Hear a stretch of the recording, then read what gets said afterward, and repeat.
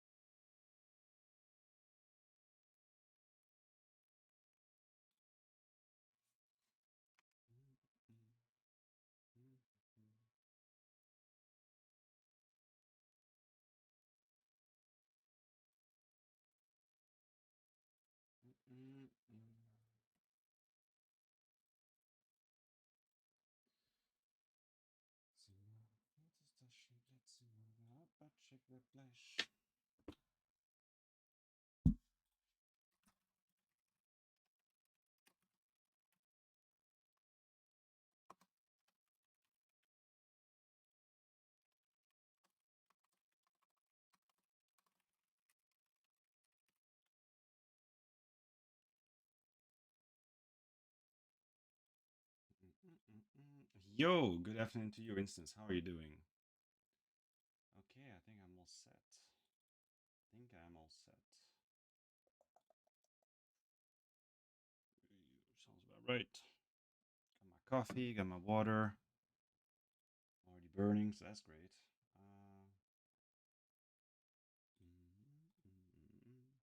How are you doing, instance?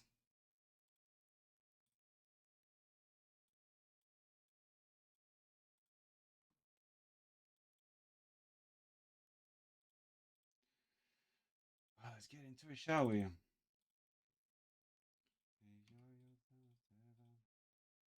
good. Just working. All right.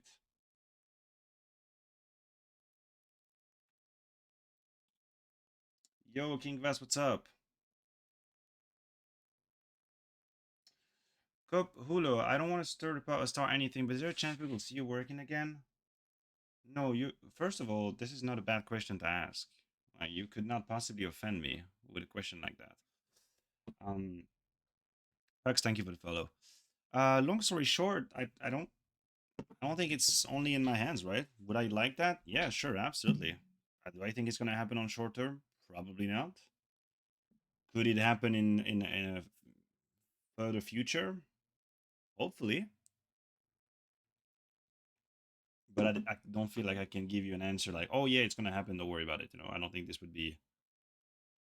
I don't think this would be realistic or genuine.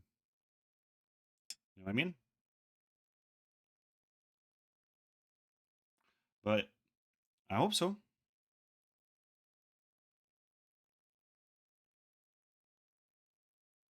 I love this song, but it is emotionally charged for me. Cuando te va.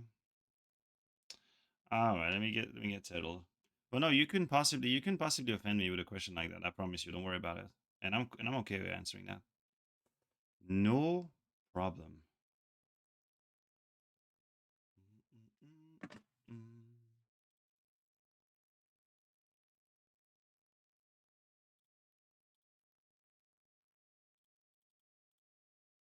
This game surprised me a lot. Well, I don't think it's gonna be fun for me to watch that, but I have to. Trying to figure out a little bit what's happening past just the scoreline.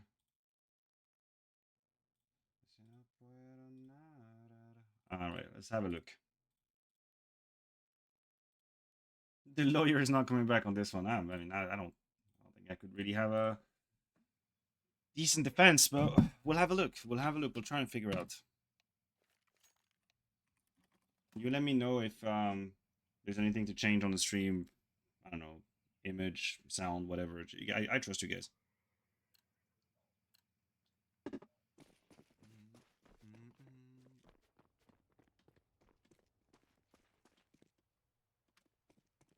And Inferno was the best of all the whole situation, right? Is it still working? It is still working. Yes, I can do everything with the keyboard.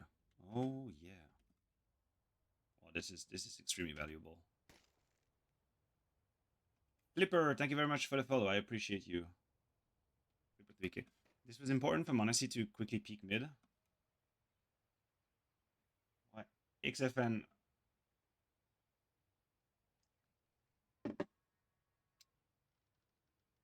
I don't like to like half answer shit like that.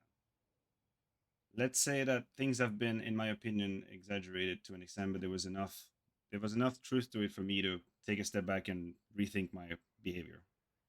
It's probably what I would say right now. And I hope I am a nice person. I mean, I can just be who I am. People will make their own opinion. Thank you for being in the chat.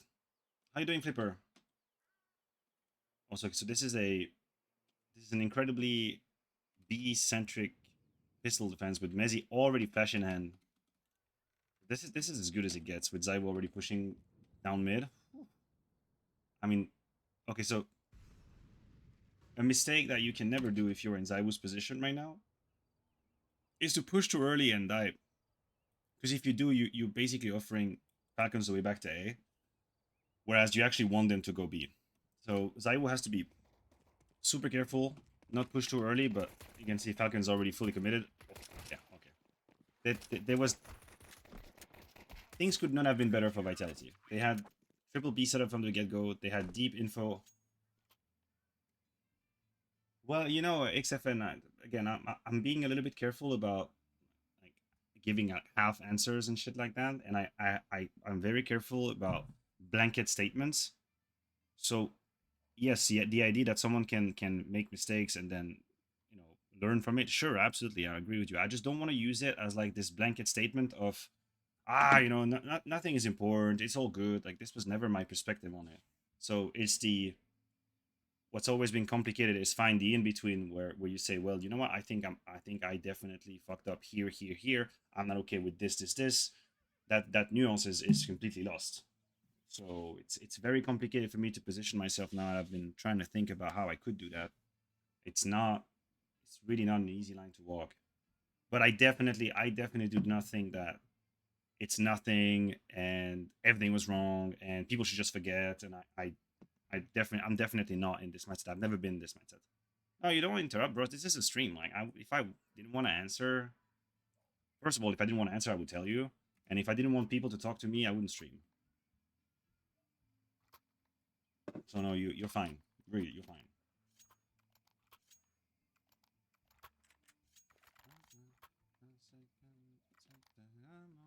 Is that a full eco? Yes. Inferno is the one map where we can watch it as a Vitality fan with relative ease. Although it won't just be fine and dandy, but then after that things are gonna get extremely ugly. But I'm ready for it. I'm ready.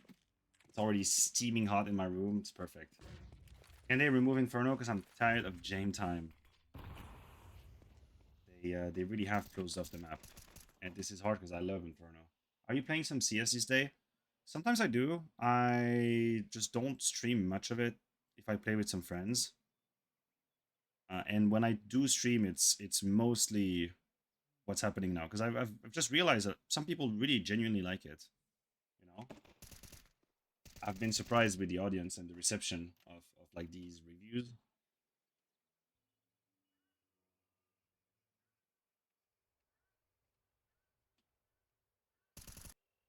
This is such a respectful stance for an anti-eco round. Everybody is incredibly long distance. Everybody is rifled up on the A site. Actually, they have 4 rifles out of 5 weapons.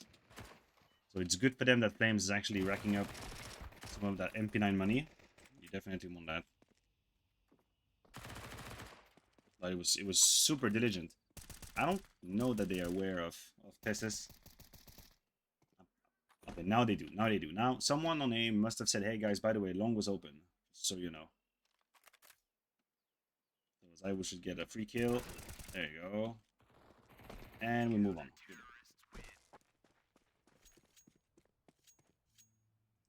Ah, coffee.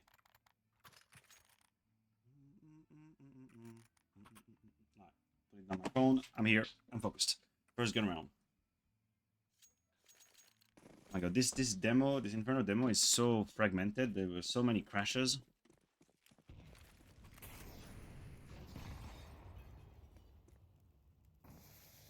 I want to keep an eye on how Vitality play the B site now, because I feel like they have a super fluid, and they have tons of switcheroos and like who is playing where and when.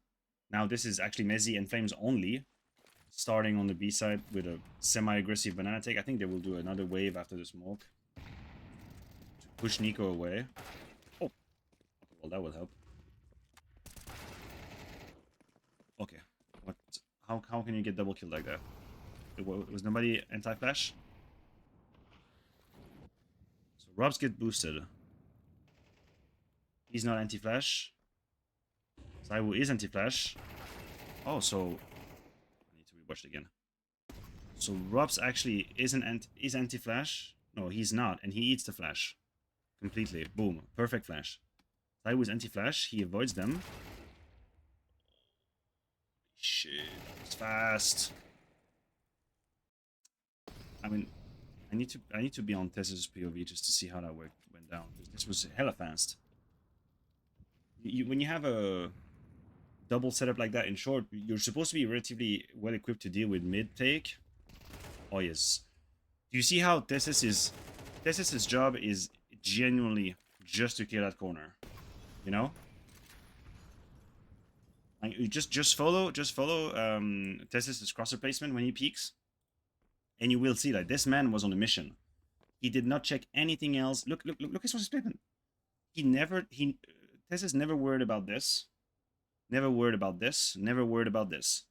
Like Tessus, I don't know if it's preparation or if it's just they got a little bit fortunate with what they wanted to do early on. But this was the fastest peak possible on Zaiwu. Like genuinely. And this is really well organized because Kyosuke on the other hand is immediately peeking up on the boost. So this is the cleanest possible take you could have for top mid, leaving Apex alone.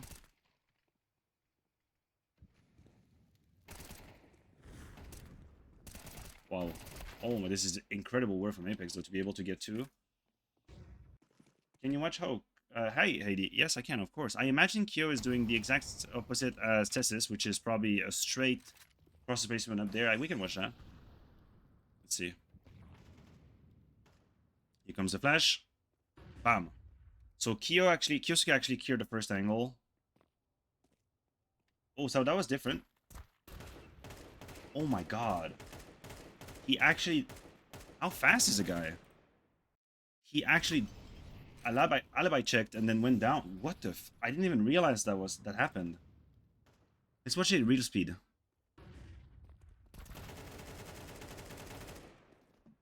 Okay, I mean, the man genuinely just turned around to check long and then had time to... The problem for Robs is that he was already completely blind. So that half a second was irrelevant. The double kill from Apex is what should have made the difference. But you can see that, yeah, the timing from Flames here is a little bit unfortunate, but it's super disciplined from Monty. But it's crazy how good the flash was that come on now. The flash was so good that Robs, even though Kyosuke checked long before he checked short, Kyosuke still had time to turn around and headshot Robs. He was still blind. Well, I don't think we'd call VAC for that, but this was an incredibly fast and crisp turnaround. Ah, that was good. Well, to me, I think the real difference maker in this round is Testis' immediate entry kill on Zaiwu, because Zaiwu was anti-flash, so Zaiwu was supposed to be the safeguard of this move, and Testis just eliminated him 1 second. Dusty, how's it going? Imagine a tournament where the invis on Falcon all pop off. Yeah, I mean, that would be pretty terrifying, right? Between Kyosuke, Nico, Monesi, and I think Testis took a step back a little bit, and it was tactically needed, but oh my god. I know. Oh, look at how... Bro, these... Okay. I want to make a disclaimer before we get in deeper into this demo. I know Zaiwu had a really bad series compared to his numbers. And my job today is not to make excuses and trying to tell you like, oh no, guys, it wasn't that bad, and it wasn't only his fault, and blah blah blah. I'm not about that shit at all. I do want to understand how he died, and I want to understand how he came to have this kind of game. And now I'm just realizing 2 gun rounds, the first 2 gun rounds on Inferno back to back, the man couldn't play Counter Strike. Zaiwu could not play Counter Strike the 2 first rounds. Like, we can get on Monesi's POV. Zaiwu has not been allowed to play Counter Strike so far. Look how fast this is. Zaiwu was about to re-smoke mid, and then Falcons have this beautiful little setup where they pop open their own smoke. I think that's their own smoke. I'm not sure. Let's just say they pop open the smoke top mid. Zaiwu is smoke in hand. Boom. Eliminated. And then Kyosuke finds Mezi. That grenade from Falcons nets them 2 opening kills. And that's a T-side smoke. So Falcons smoked up in themselves. Then the grenade is coming over from Kixen. Oh, he saw the shoulder. He saw the shoulder. Nico went back to his super old low sensitivity. It looks like prime vintage Nico. Tenchi, I agree with you that we saw some pretty lightning fast Counter-Strike out of Nico. That's true.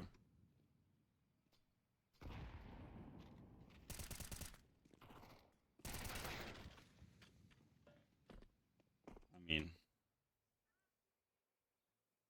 these 2 rounds are already extremely hard to stomach for Vitality, because I want to call the last 2 rounds, they're a 1 util strategy. Okay? Like, the last 2 rounds are 1 util strategies, or at least let's call them 1 util tricks. You know what I mean? The last round was pop flash top mid, perfect pop flash top mid, and Tessis destroys Zaiwu in 0.2 seconds. This round is blowing open up the smoke with a grenade, and then out of this grenade, this 1 grenade, come 2 kills. So you have the 2 first gun rounds of Falcons won by 1 flash and a headshot, and then a grenade and 2 headshots. Now, Vorn, thank you very much for the follow. It is pretty sick that Falcons get so much value out of their util while taking top mid. Back to back. And yes, indeed. I mean, I'm sure we'll see Zaiwu fail a little bit, but the first 2 rounds, bro, he wasn't allowed to play Counter-Strike. He was not allowed to play. As simple as that. So smoke pressure top mid, but no one is really fancying it so far. And now you have the apps pop who's being called. Zaiwu is rotating in time. Apex still has util. This is a moment where you would want them to use utility on A. You would like them to use some util. Unfortunately, they don't. You can see how Apex is absolutely blind. What about Rups? Rups isn't flashed, but he gets cleared super well by Tessis. Apex finds 1, traded, boom. 1 util again. 1 utility again. This is the 3rd round in a row that Vitality lose based on 1 util. But here I don't really understand why Apex did not use his smoke or his Molotov to try and secure the A side a little bit. Because the map was incredibly quiet. You know what I mean? Like, Flames had no sound here. There was no smoke CT spawn, no smoke coil. You had a double setup on B. I'm not sure why Apex would like to sit on a smoke and a Molotov at 1 minute. I'm a little bit confused by that. Can you imagine if he had actually smoked or sensed? If he had smoked or mollied now, this could have given... it's easy to say because we have... It's easy to say because we actually have the overview. Considering the lack of noise around the map, I feel like this wouldn't have been a bad idea to secure the A site.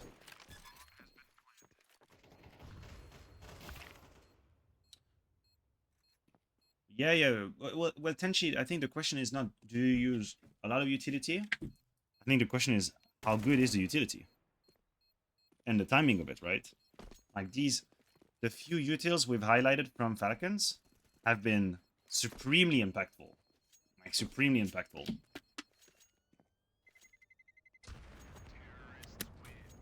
We've basically been watching flashed CTs trying to find their way. And now we're gonna have to change demo. Now we have to change demo already. Yeah, that's the value of it.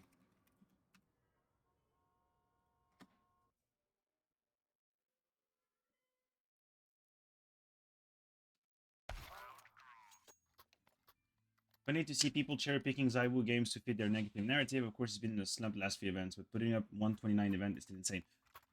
Well, Dusty, I'm gonna do something that is a little bit against character for me, but in this case, in a EWC situation, Zaiwu really did farm the shit out of the group stage. Oh, not group stage. There's no group stage, but he farmed the shit out of the first few games.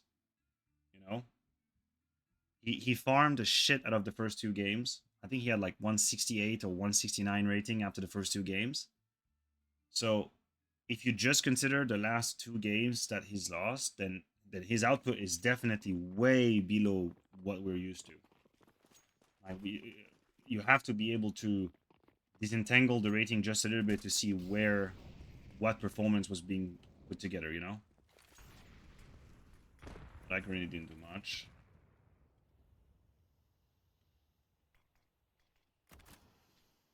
So now they changed. Vitality is changing a little bit how they're covering mid. They immediately smoke Boiler instead of top mid.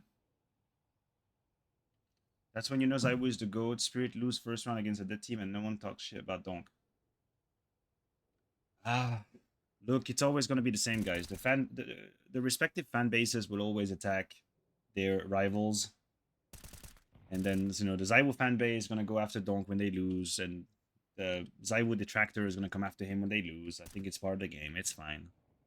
That's not shocking to me. Oh, Smoke, thank you very much for the follow. Welcome.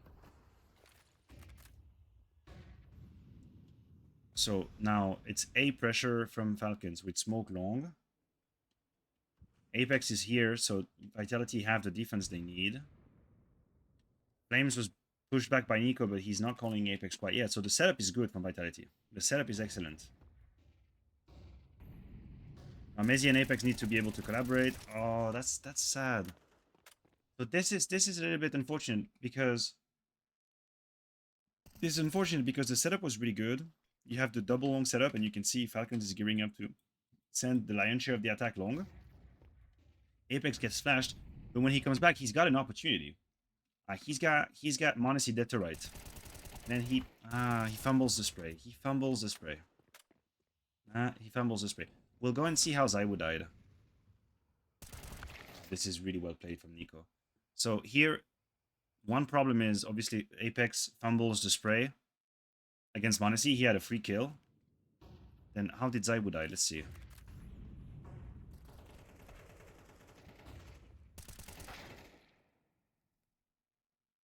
Was Tessie supposed to be flashed or not?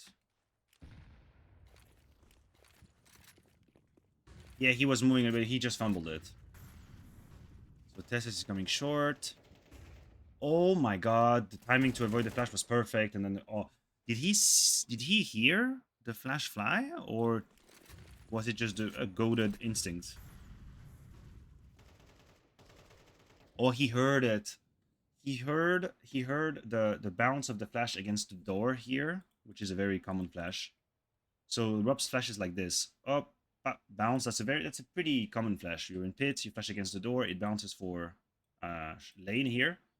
And Tessis heard that, turned around, and then immediately adjusted and destroyed Zaiwu. Woo! God damn. And what's worse is that because of that flash, then this is as little doubt to where Robs is. Nico is just being quiet, is being patient. Done. Done. Yeah, he was moving while he shot, but he also failed a couple bullets first. Like, it's funny, he acted as if he was in a really bad situation where actually he had a quote-unquote free kill. Bit unfortunate. For now, it's been the A side, though. Without a single doubt, right now, the A side has been the problem for Vitality. There's absolutely no debate.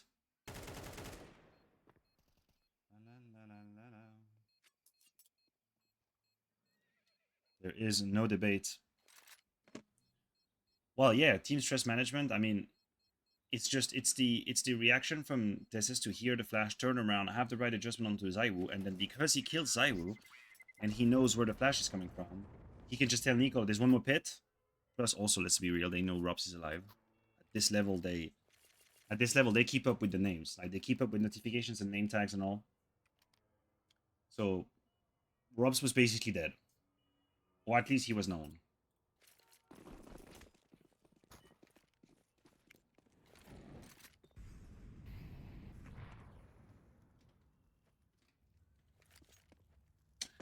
This death from Zaiwu was a bit more 50-50 duel than what we had seen so far. Like, you can make the argument he should have won. You can make the argument he should have won that duel, honestly. Yes, maybe by like 0.5 seconds or something, Heidi, I agree. But this was the first death from Zaiwu where I can say he could have won that duel. Like, he could have won that duel. It's not like he got immediately one-tapped into oblivion. It's like it's one of these flashes where to utilize it, you really have to peak almost before the flash peaks, or you have to find the perfect timing because you know the bounce, the noise, the sound cue is going to trigger a reaction, so you really have to make the best out of it. Yeah, exactly. It's really hard to peak while the flash is flying. I agree with you.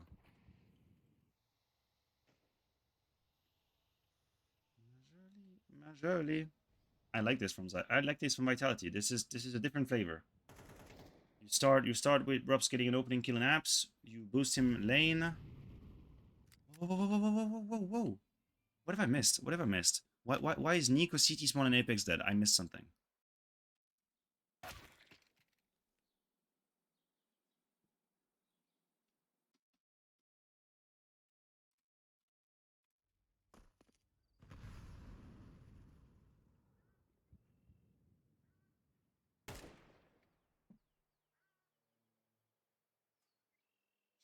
Okay. All right. That's one way. That's one way to punish the. That's one way to punish the jiggle with the smoke in hand.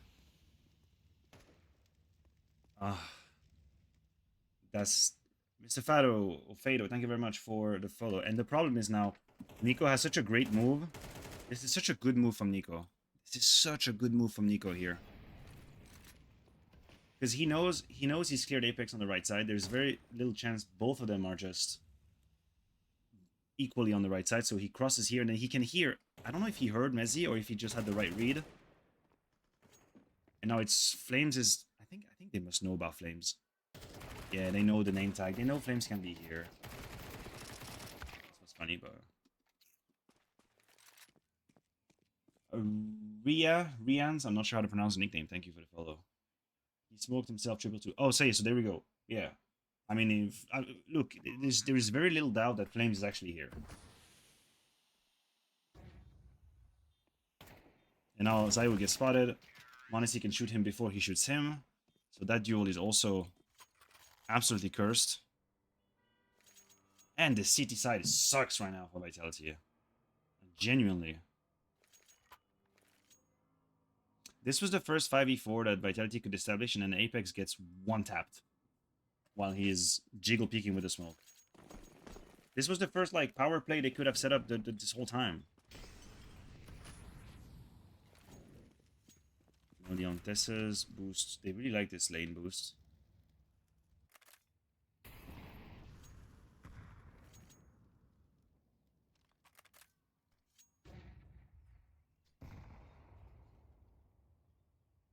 Did they disrespect the smoke? Oh yeah, they did.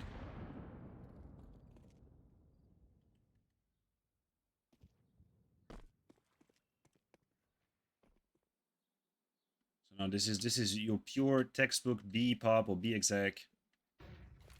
Put the smoke down, but they're speeding up. They're speeding up. If you're gonna play with the smoke reaction the way Flames does here, you can't repeat like that because there's a half a second where people can definitely catch you as you are grabbing hold of your weapon again. So you have to like swallow the humble pill and take a slightly more defensive angle.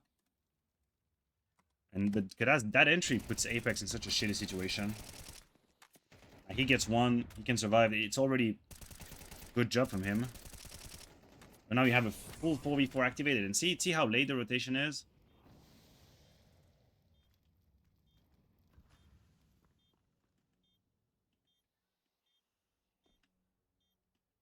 I don't even know if you try and retake that. I know they will. I know you kind of have to give it a look, and that kill would definitely trigger to do that. But you, so you okay? 2v4. Oh, this is Kyosuke's triple kill, I think. Where's he at? There he is.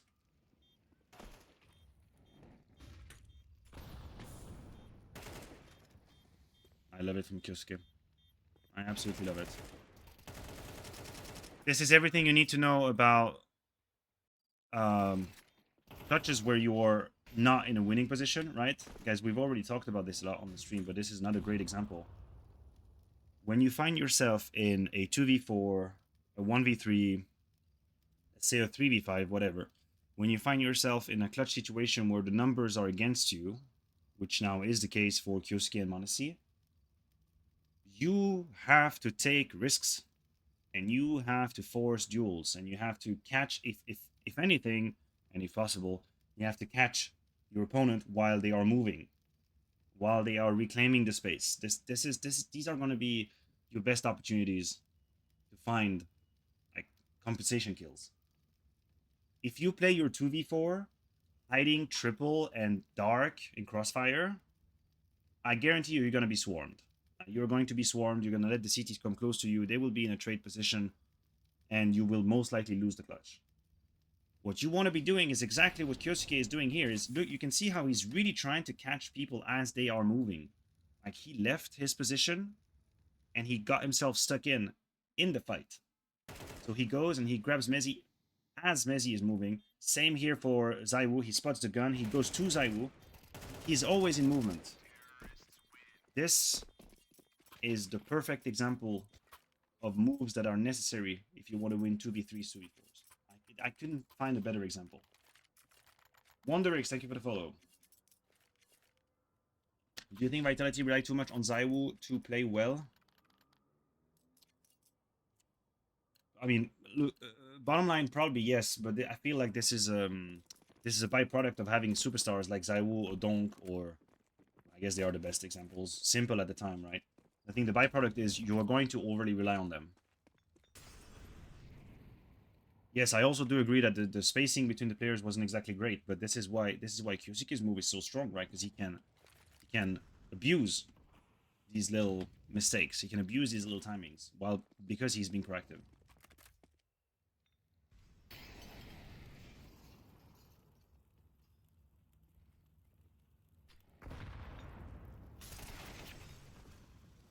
Peace.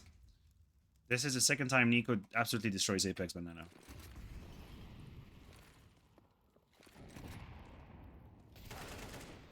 And it's unfortunate because it's headshot to headshot. This is literally a headshot to headshot. Apex headshot him first. Nico has the AK. So now you start another 4v5.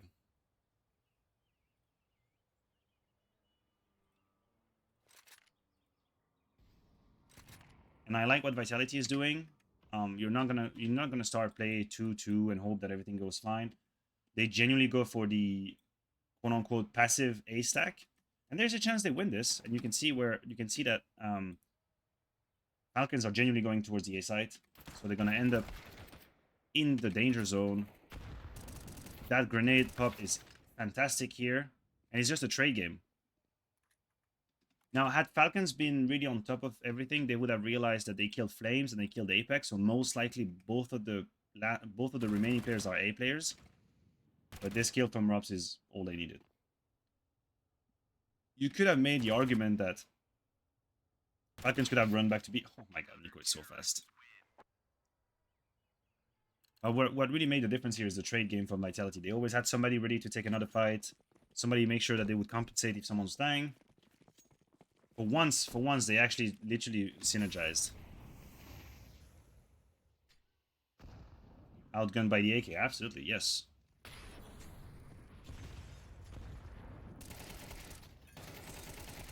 Okay. Finally, we're winning duels. Early banana. Finally, we're winning some of these duels. And this is... I just want to see again how he did it.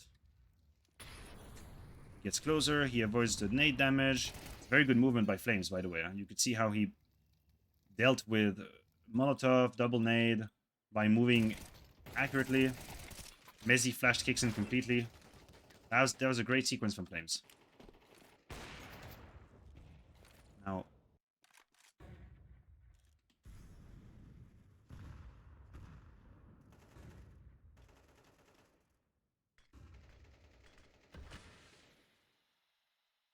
Now that's a new smoke.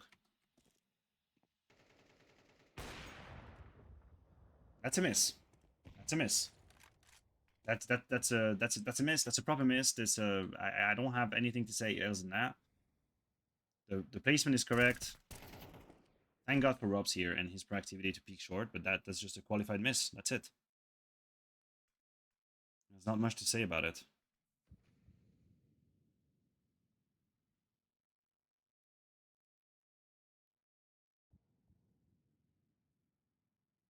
Yeah, the smoke did its job. If the smoke's job was to confuse him, then it worked. If that was the smoke's job.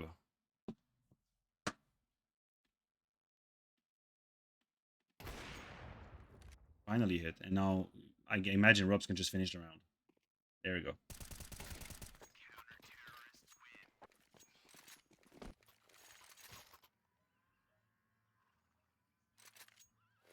So this round was mainly won by Flames' heroics on B, with the great support from Mezzi with the flash, good movements from Flames, avoiding the Molotov, avoiding the nades. Then he plays with the angle of the smoke, or the edge of the smoke. Gets 2 kills for his troubles. That's a Flames performance there. Robs is always doing this Molotov, and I'm not exactly sure the value they get out of this Molotov, because they're not really peeking behind it. Like, I don't know what you guys think. I would love to know. What do you think the value is of Molotoving this area of the map constantly, first thing in the round, if you're not going to do something with it? Like, if you're not something to try and get a fight off of it or something, I don't feel like this Molotov is going to inflict a ton of damage. This has 100 HP right now. So why do we think this Molotov is being thrown by Robs early on, multiple rounds? Because I really don't think it's getting the value out of it. It's an opinion. I just don't really see the return on investment.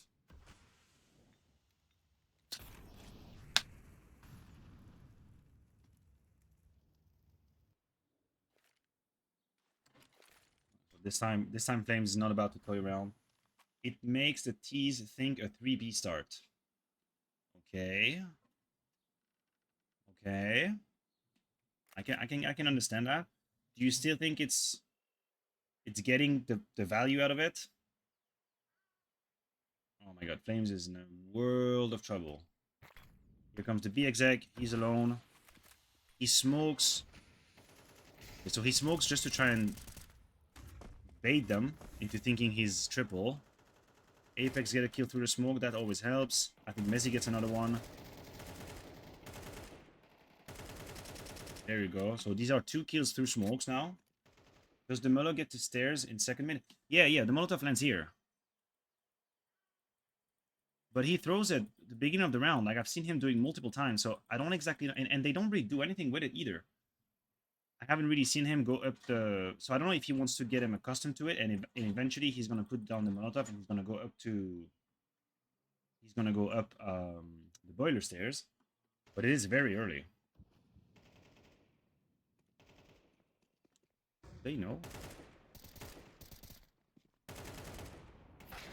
I was gonna say this is dangerous stuff.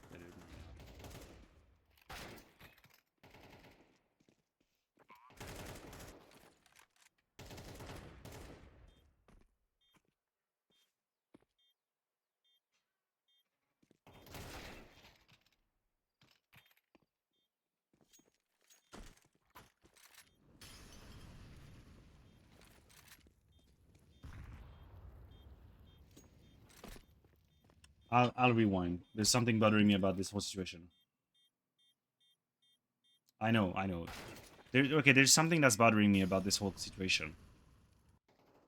You, what are we looking at? We're looking at a 5v3, right? A 5v3 that was, let's just call it relatively fortunate. This was a relatively fortunate 5v3 for Vitality. They found 2 kills through the smoke, which is great. And then the problem that I have now is that I feel like they are of two minds. They are of two minds right now.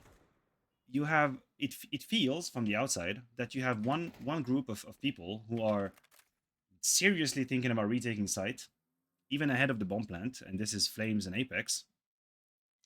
And it feels like you have a group of people who are kind of taking it easy, more in a controlling, like containing approach. And this turns into an incredibly disjointed board. It's called out a 5v3, even though if it's a 4v3, because Apex and Flames are giving away duels which are very, very far-sighted, and Mezzi and Rops are not in a position to help them at all.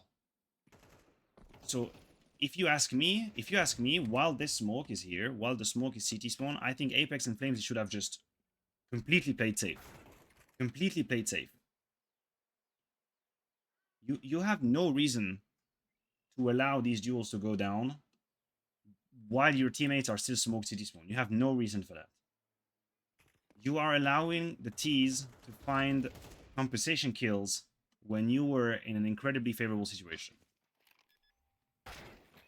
So that's my point, Heidi. That's my point. It's either or, and that's why I feel like they were of two minds in this whole situation. Because if the goal truly was we're going to retake B, that's it, then you must have the utility that's according to that plan, and you say, okay, we're going to blast open the smoke, we're going to retake from CT, you guys retake from church, let's go. We're crunching B, we're fighting, and I'm okay with that. I don't think it's the worst decision. But now what you have is you have two players that are definitely open to fight, and you have two players which are stuck behind the smoke CT spawn. So even though technically you have a 4v3, what you really do have is a 2v3 and another 2v3. So this is just poor decision making, or at least poor communication on side of Vitality, because you should never, ever, ever give away these 2 kills like that. Now the clutch just looks easy. The clutch just looks easy for Falcons, and this was a 3v5. And this is a silly round. This is a really, really, really silly round. I know Vitality with Inferno, it's besides the point. It's besides the point. These are the type of rounds that don't fill you with confidence. In fact, these are confidence-shattering rounds. That's what these are. Like a 5v3 like that, with 2 opening kills, 2 smokes, and you still lose it? No. You can't afford that when you're Vitality and you're struggling right now. If Falcons was just holding angles. Really good utility. Another opening kill found by Zaiwu on Flames, who's completely isolated because of the molly. Yeah, of course they do. Yeah, Heidi, they absolutely do. How many kills, how many entry kills did Nico actually find early round? I feel like 3 at the very least.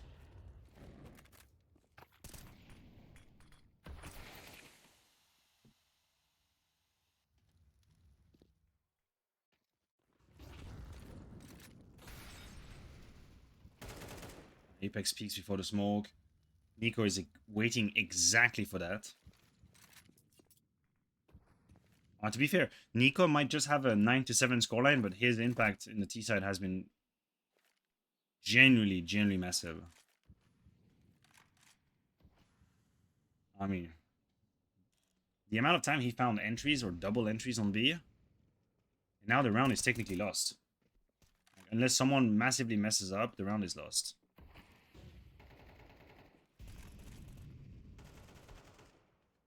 Yeah.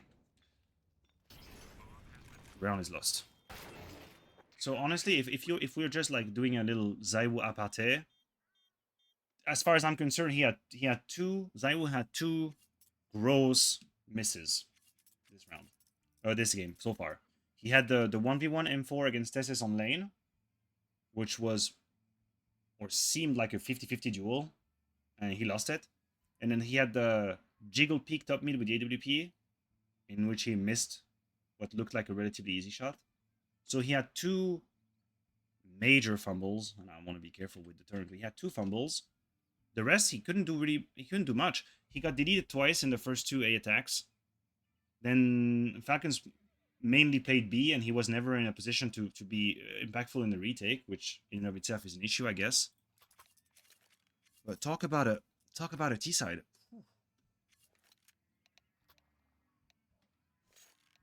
I mean, he could have also found more impact for it if he saw how much Nico was contacting up car and just holding it. He tried to do that, not the last round, the one previous. He tried to do it. No, actually, that was the last round. And he got mullied out of his position and naded, and he had to give it up. And then Flames stayed behind and died.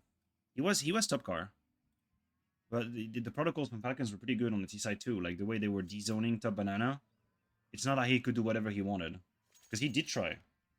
We saw him there. Motorsport.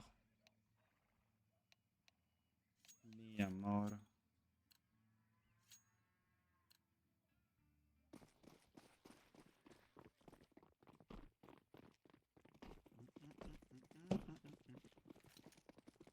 Ooh.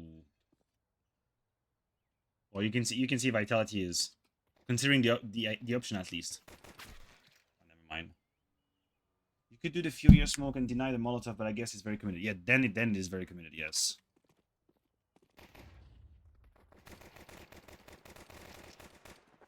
Okay, Flems. Okay, I see you. I see you.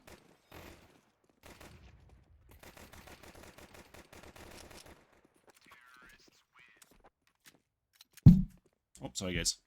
Say whatever you want about Flamesy, but he was there on Inferno. Wow. That was a cleanup.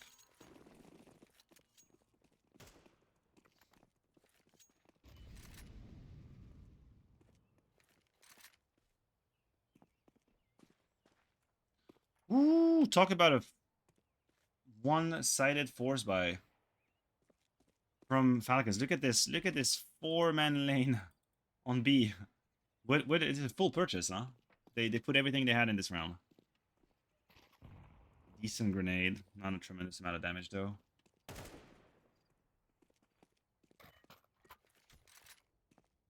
Oh, you have.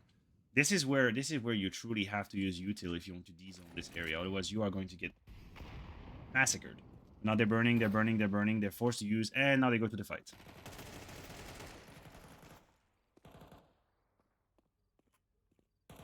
Now this is where the utility will save you from slipping onto the banana peel. That's what it is. That's what util provides you here. Because you go and you try and be clever and go there without util, you lose this round. I guarantee you lose this round.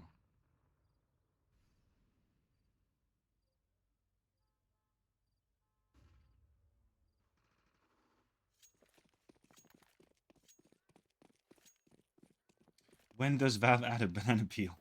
What are you playing? We're playing Mario Kart here? Is that what's happening?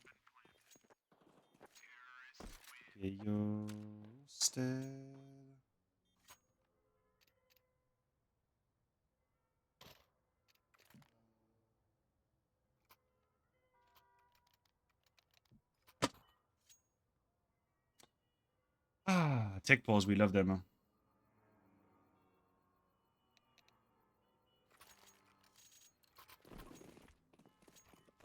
You want some banana peel in Counter-Strike. That's a full eco round. We can pass that pretty quickly.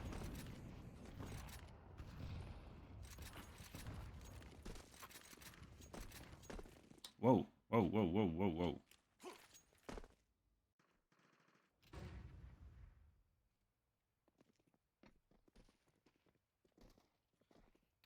Well, you know what, chat? I'm just gonna say I think both the Flames and the Rups move are very, very, very committed, considering Zaiwo is down middle and Mezi is still top banana. I don't know that you can afford to deep dive like that on A when B side has shown no signs of fight. I mean, that was some Leroy Jenkins kind of move here. Okay, we good.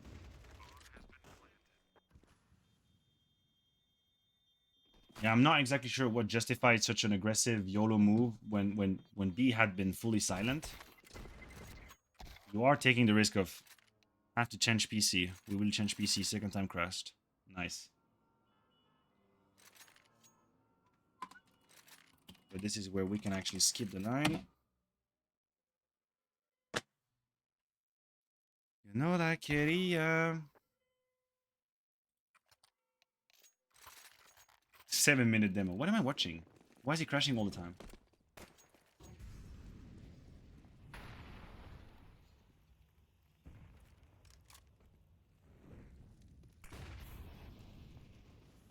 So Nico is being pushed out of the fallen position. Back to B. Which triggers Kyosuke's stress. You can understand why. Whoa. This was fast from Vitality. Well, now it feels like Vitality is in a good rhythm. Are they turning that into a B split or B fake to A? It's a great grenade. And okay, guys. So for those of you who like to play Inferno with your friends or your team or whatever league you guys are playing, herein lies the real challenge of Inferno. And this is an extremely hard challenge, but if you master it, you are going to become an incredibly good Inferno team, right? The art of Inferno on the T side is to be able to maintain a certain degree of control and pressure on parts of the map where you don't have number advantage when you map control. Like this is where the real T side of Inferno begins. This is where you can start to play real Counter-Strike and you're going to put the CTs in an uncomfortable position, right? You can definitely see that the main resources from Vitality are spent on B. There is no doubt. They are 3 banana. They've used a bunch of flashes. They use double grenade here. I'm not surprised if they smoke CT. So the attack is towards B. But that doesn't mean that Flames and Rups are just hiding. Because you have to be in a position where you can punish CTs that are getting curious. And you have to be able to retain a certain degree of territory and map control. You can see Flames here. He mullied long. He's still taking a little bit of space. Rups is covering lane. And that's what you need to be able to do. And it is very tricky. How would you formulate the converse principle on the CT side? You mean how to answer from a CT side perspective?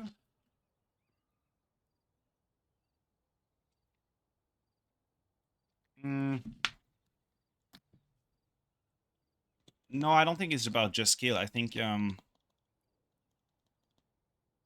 Inferno, contrary to what's the general contrary to what the general mind is about Inferno, I think the CT side of Inferno requires a fuck ton of movement.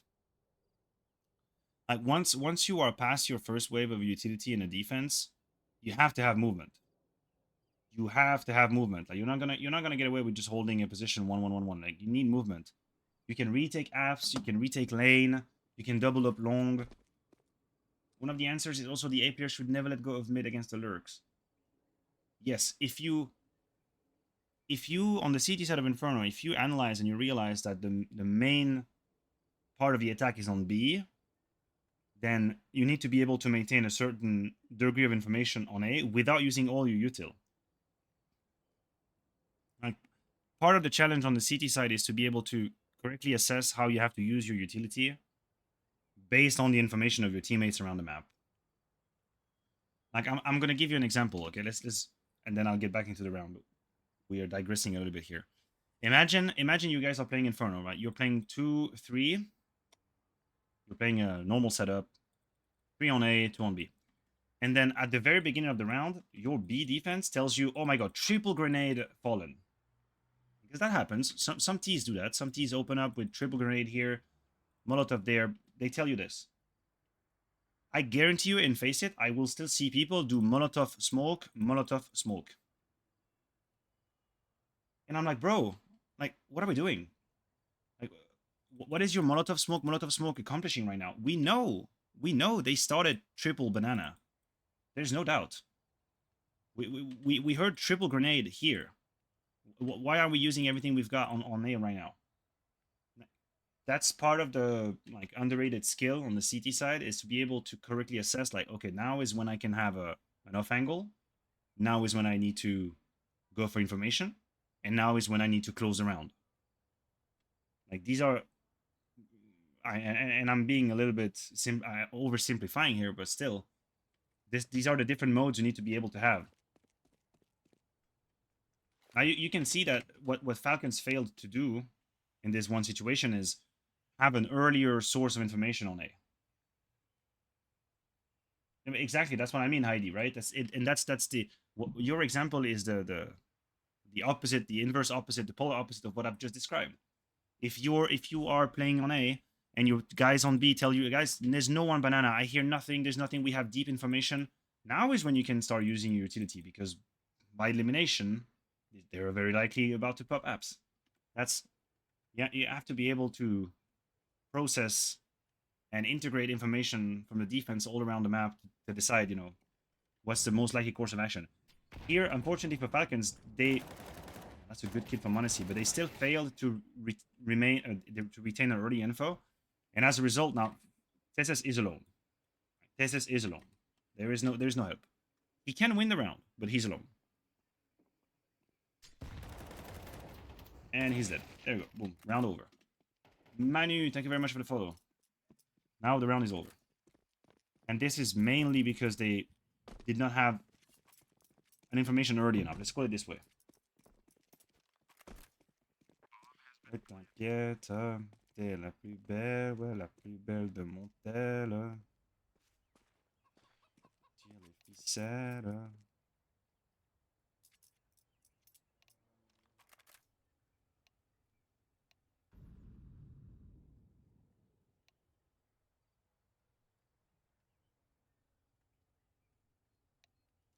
Qui traverse au feu vert, qui s'en fout de la tour Eiffel.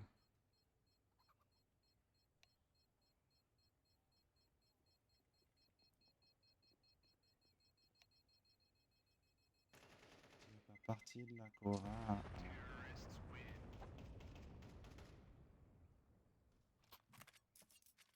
All right. So far, a great call from Vitality in the first gun round, really. Cyclone, thank you very much for the follow. Manu as well. My god, they've had so much trouble playing this game.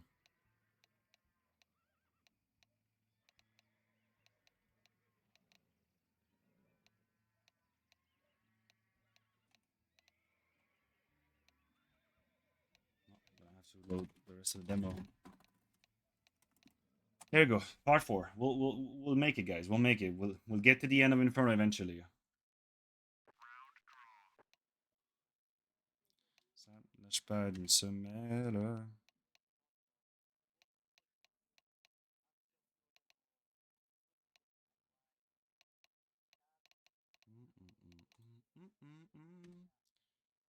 Give me a second. Moi, je veux une parisienne qui traverse, qui s'en fout de la tour Eiffel. Parisienne qui passe au feu vert, qui s'en fout de la tour Eiffel.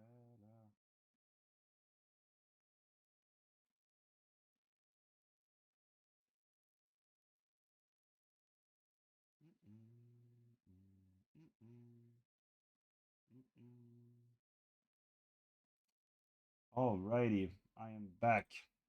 Let's go. Let's get to the end of Inferno because the fun starts after Inferno, and by fun I mean the tragedy.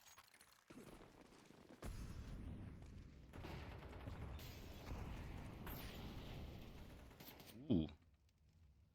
So this is new. This is new from Falcons. So I'm sure Vitality have to be slightly aware of that because the smoke was not used before. Yeah, Robs was only waiting for the apps push. They still did not expect Fusig to be so forward. It was a good trading job. Good trading from Mezzi. And now you have the B stack coming up. Ooh, which apparently is gonna pay. And it's about to pay. Can't rotate properly, push early round. Yes, but you have to push in a clever, smooth way.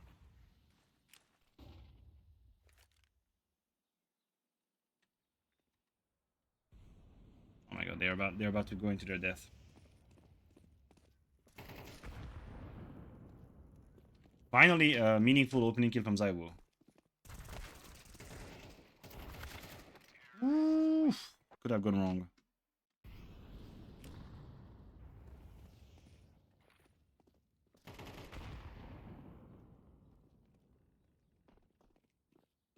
No, he waited. I was wondering how he got the double kill. He just had a whole lot of patience and trigger discipline. I was surprised Nico could get away with 2 here, but it's just a lot of trigger discipline.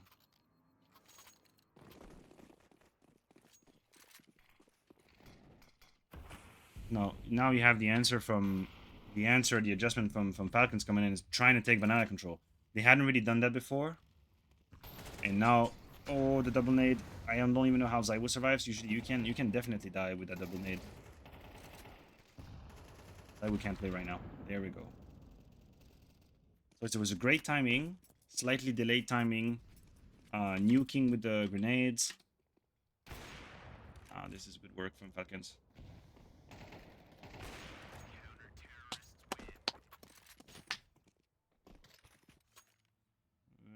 Pretty much a textbook round.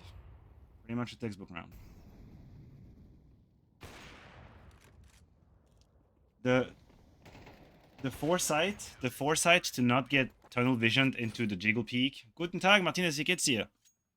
The foresight to not get tunnel vision by the jiggle peak right now and still maintain. Yeah, this is wow. This is perfect for Monesi. And I have told you on this channel on multiple times I told you this is one of the strongest position you can play with an AWP. I swear. Like balancing between the boiler and the top mid angle, the way Monesi is doing it right now, it is one of the strongest position you can have with the sniper. Because you can close off the angles and you can catch people as they're about to peek you. Oh no, I agree with you. Playing long is way worse. Way worse. Like short, if you're capable of moving a little bit and having a slight like combat style up, oh my god, you're going to have the best time of your life. But what was pretty cool about Falcon's take, Banana, is that it wasn't just a all-in from the first second on. They put the smoke down, they waited a few seconds, and then they activated the second stage of their Banana retake, if you want to call that a retake. That was pretty cool, and this is why one of the reasons why Zaiwu and all actually got naded to death is that they got baited into thinking, well, wait a minute, maybe they're not coming Banana actually. Ooh, chat. You remember we had a conversation on this channel, I think yesterday or the day before, about movement. Please have a look at Monesi's movement and the information it brings up. Look at this move right now. Actually, the next one. Sorry, I thought this was going to be this peak. Look at this. Dolphin jiggle up, and this is free. Yeah? This cost him nothing. This cost Monesi nothing. It's just a movement. See ya. That's a massive amount of information he just gained from one move, one jump. And what's the reaction after that little jiggle from Monesi? Banana take, rotation from Kyosuke. The flashes are good.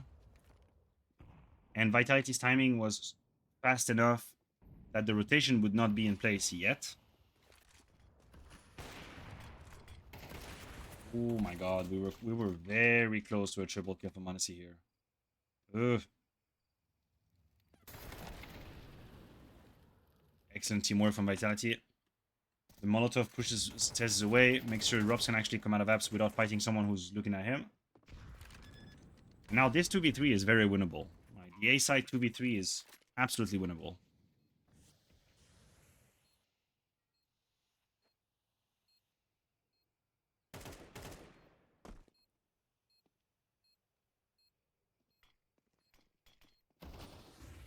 Is Rob's gonna cross that?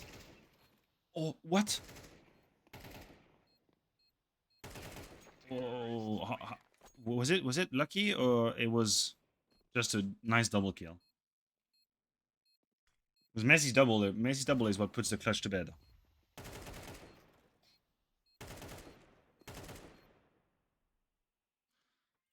Now I call BS.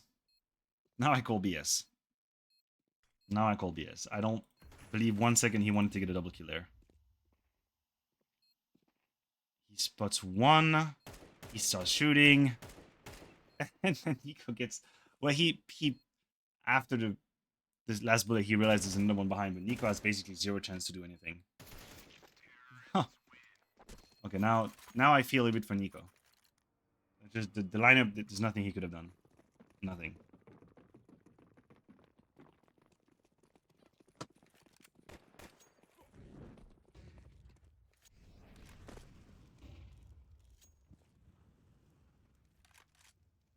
What is this A focus from Vitality? It's insane how much of an A focus they've put down this round, or this game. Same, by the way, same round, huh? Same round, even a tad faster. Immediate pop flash into long. Now, Monesi, for me, Monesi reacted correctly. Oh, this is extremely important from Robs. Thank God Robs actually closed the distance the way he did. We can watch it from Rob's POV. I'm sure it wasn't easy to do that.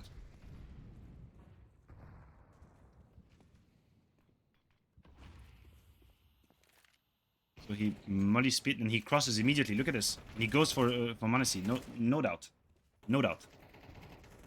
Because this could have gone terribly wrong. Had Monesi been allowed to take another shot safely from sight, this could have been a double kill all the same. So it is actually Robs crossing the smoke and making sure Monesi goes down. That is the final nail in the coffin.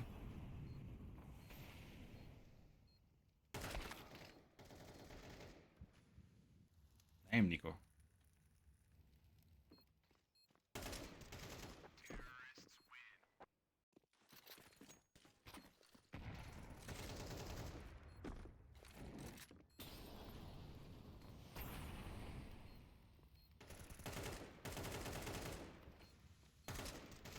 One of the greatest position you can have on top of that box on site, holding long. If you have a smoke that's blocking mini pit and then you have people crossing it, you are going to have the best time of your life. And it's exactly what happened to Mr. Mezzi.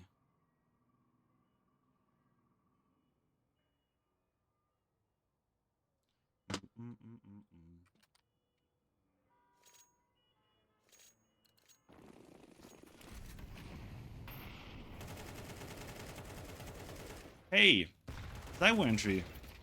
Zaiwu def, never mind. This almost could have been a untraded entry from Zaiwu. But what is good from Vitality here is that they don't let go of the pressure. Nico is dead now. And that's it. Technically, this kill is the end of the round. If you play it correctly, you should be able to smoke off city spawn, molly coil, and then make sure that you have control of the B site. That's how cruel Inferno can be. Inferno really is a one kill into round conversion type situation. Honestly, he's not even rotating. Unless somebody messes up massively, this round is over.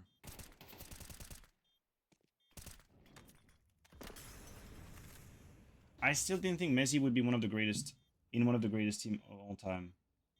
Yeah, I even played a couple games of Valorant with Messi in like 2021 at peak COVID time. So his trajectory was definitely hard to see coming. To this day, I still think Messi is undervalued. Yeah, concerning attitude, I still think he's underrated. I mean, obviously people have started noticing how solid he is and what he brings to the team. He was at some point, definitely. Yes, he definitely was for at some point the IGL of Fnatic.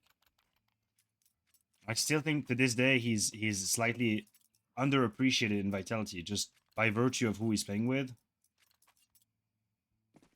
I feel like that's the case. Now his stability and how reliable he is. Why do I have 1 FPS? I don't like that. How reliable he is and the stability and how selfless he is as a player. I have 90 FPS. Come on, demo. You can do it. Messi's the player's player. I have 100 FPS. Counter-Strike is coded with your feet. This is annoying. Ah, there we go. Good now. Unfortunate for Nico, the timing of the flash was slightly off. And now his kicks on alone. Then Vitality know they can just press the issue. They can force the issue.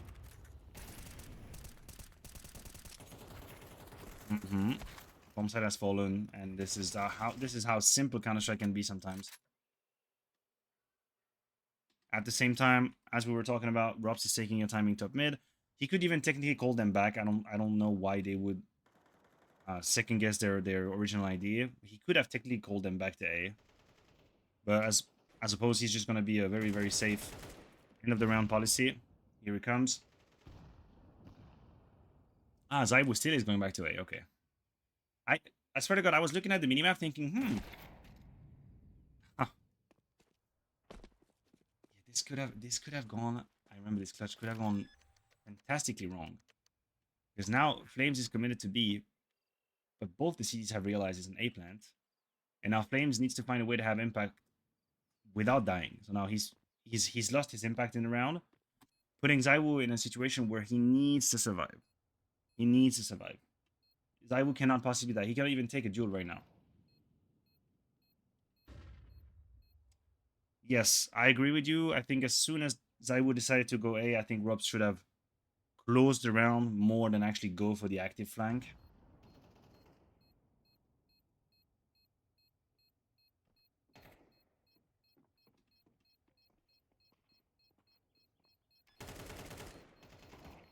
All right.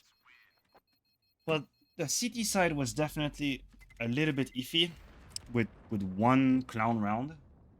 But overall, the T side of Vitality was supremely effective and efficient. Oh, you mean Rob's dying was a little bit unlucky? Yeah, the thing is, once they decide to go back to A, he doesn't need to take that kind of risk anymore. He becomes the insurance policy. So I understand what they try to do. I'm just not a huge fan of it. Train map 2, right? Yes. Yeah, exactly. I think when he's in that position, then he needs to be the failsafe.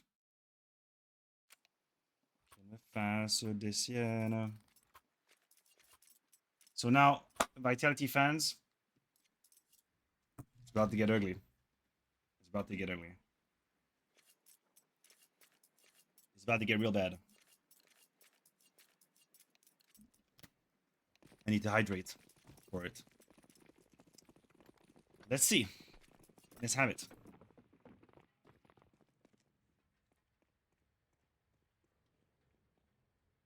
Make sure to get the ambulance for the 2 maps. So Rups is basically a super soldier on B. He's got Julie's, Smoke, and the Kevlar.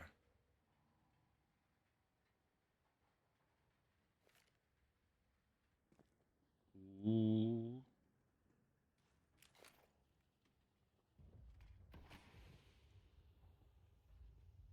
I know, Dusty, it's pretty crazy. Do they have a flash on Falcons? They have one on Nico, so Nico will probably try and flash Rups. There we go. Flash is missed. Oh no!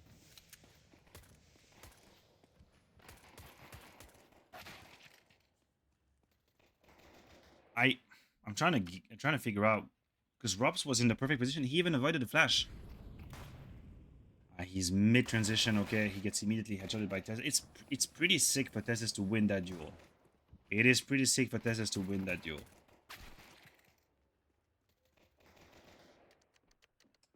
Well, no, we're not going to say that Vitality was a bad team before Robs joined. We're not saying that.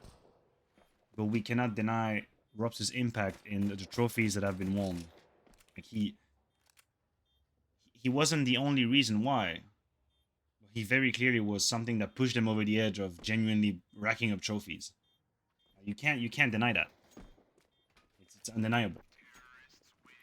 We're not saying Robs as a one-man army won trophies for Vitality. because they had other assets and attributes and whatever you want to name it. And it's not just a honeymoon, because if that was just a honeymoon, then every team would win 4, 5, 6, 7 trophies. So it's not just a honeymoon. Like he definitely leveled up the team because, and I agree with Heidi. I think Robs is 20, not 20, not 20. Robs is a much more impactful player than Spinks, I think. So yes, Robs was a defining factor in the trophies being won. And I think honeymoon is saying just honeymoon. I think is a little bit intellectually lazy.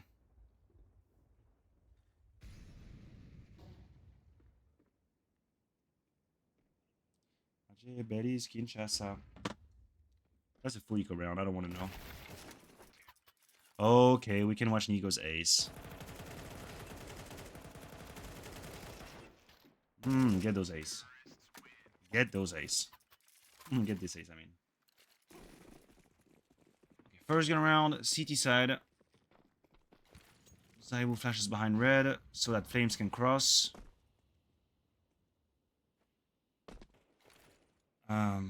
Falcons are hitting us with the good. So what Falcon is doing right now is a very, very old school 3-1-1. We used to play train like that 12 years ago. 12 years ago, we already played 3-1-1 like that. So I'm not confused at all. Nico's job is to make sure that Rups isn't too comfortable. That Nico's job here is basically to make sure Rups has to call someone to help him over because there's a doubt about how many people are in the upper B. That's his job. That's his job. His job is to make sure Rups has a doubt about what's happening. And it worked. Rups calls Zaiwu to the rescue, which means now, train is very protocol based as well. The reason why you want to put stress here is so that you trigger that rotation, most likely this rotation, so that you can then play a 5v3 on the A side. Like this is the situation you want to find yourself in if you're on the T side. On the T side, if you attack A, you want to be playing a 5v3 on A. That's your end goal. If possible, from as many angles as possible. Sometimes it's not.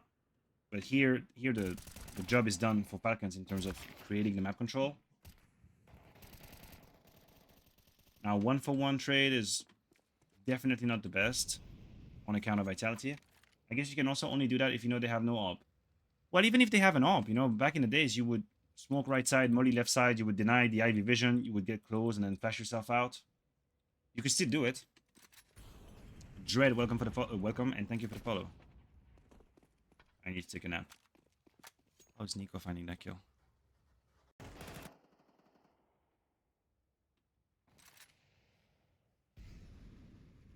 Oh, he crossed that smoke like this. Okay, so I can understand why Apex would be frustrated here. It was a bit of a gamble.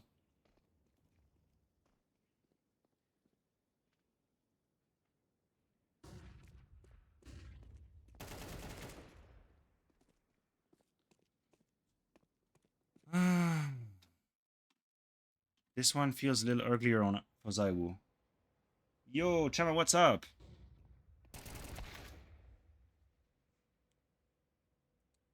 Have you done the demo of Jacob? Not yet. I'm not a huge fan. This feels like a bit of a lazy death for Zaiwu. Because I feel like the clear is really slow. This feels a little too easy for Nico. Like there were different ways Zaiwu could have actually either white swing or jiggled. I feel like he did. I don't know. I'm not a big fan of the peak. At least the speed of it, or lack thereof.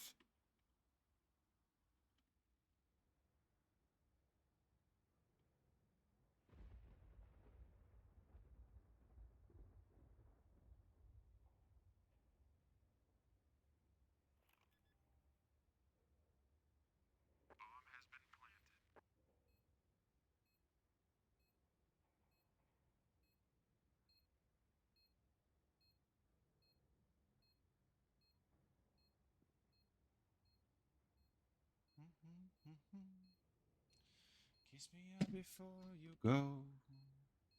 Summertime sadness.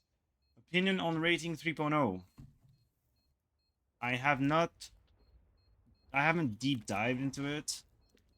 I have a tendency to believe in progress, and I have a tendency to be open-minded to these new metrics. So I would say the premise for me is rather positive. Ça va, Alistair? Comment tu vas? I would say the premise is relatively positive for me. I woke up at 4 a.m. and I couldn't sleep after that. I apologize if my brain farts a couple times. I'm trying to express myself in a coherent manner. I woke up at 4, I couldn't sleep after that for some reason. I had a dream. It wasn't a nightmare, but it was just a dream that kept me awake when I woke up. Very, very vivid. Will you do, though? I saw his highlights, and they are pretty impressive to me. Sure, I could do it. Probably the first time we see him play live, I could definitely do that.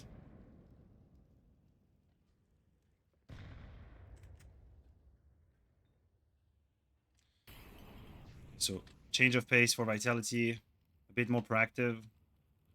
Half by double push, but Nico and Kyosuke seem absolutely ready for that.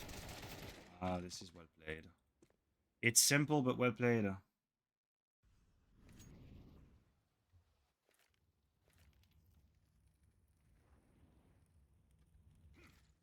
Nico flashes up, pick together, great spray control. Did you see that Gentlemates has a new Counter-Strike team? Yeah, I know the Counter-Strike team. I think I know most of them. It's Mopos and all, right? It's the Spanish people, the Spanish players. Let me see. That was Iberian Soul or something? Yeah, Iberian Soul. That's the one. That's the one. That's what I had in mind. I feel like, yeah, Mopos, Alex have been playing Counter-Strike, Spanish. They've been playing Counter-Strike in the Spanish scene for as long as I can remember. Sol, David G. Martinez, yeah, I know the whole team. I'm a bit surprised this is the way that Gentlemate went, but fair enough, huh? It's their team, their management.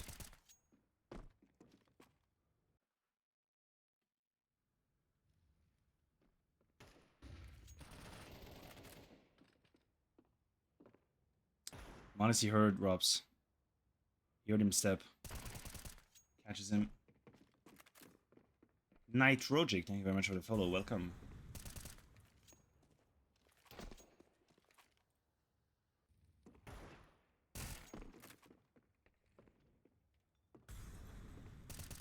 Oh, this is fast. I was gonna say maybe Zaiwu could have done something better here, but the truth is it's just lightning fast from Monesi. It's just lightning fast.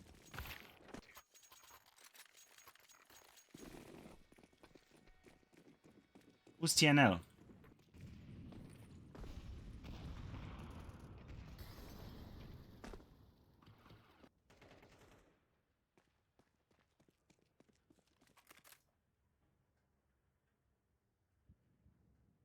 Vitality lost themselves after losing twice to Mongols.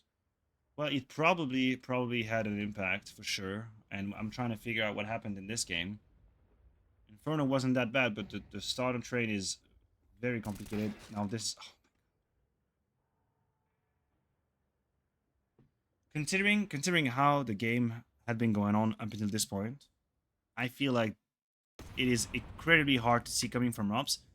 And I'll tell you something, guys. In terms of calling, this is very, very fortunate, or rather, a very good decision from Falcons. Why? Because the difference is Robs is not playing close by, and Robs had no opportunity to call for a backup in time. So now what you have is, you can see when the pop happens, this is very important. Look at where the nearest player is. When the acceleration happens on the B side, the defense is already checkmate. As in, if when you attack the A side, your goal is to only find 3 defenders, then when you attack the B side, your job is to only get 1 defender. That's your goal. That's a cool Molotov. Look at that speed. Oh, he was only going for that angle. It's perfect prediction. Cross the placement on top. Robs is just And I don't even know why I would. I was gonna say like, there's nothing can be done, guys. Just leave.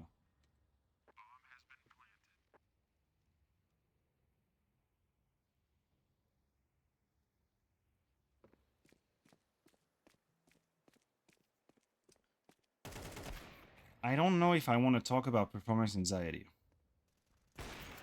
I don't know if that's the term I would like to use. What I will say though is that when you've been winning for so long, it might sometimes be hard to remember, wait, what were we doing when we were winning so much? And you start to get confused when things are not happening as simply as they were before, right? Because when you are in that winning streak, you're in such a flow state that a lot of the protocols are extremely smooth and fast and clear-sighted. And now suddenly you're losing rounds and you get a little bit frustrated, and then whether you want it or not, it's mostly unconscious.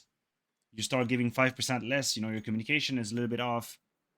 Your aim isn't as crisp. Your confidence is slightly below, and then Counter Strike is a game of like just minimal margins, minimal margins. And now we're talking about Vitality as though they had fallen to the top 15 ranks.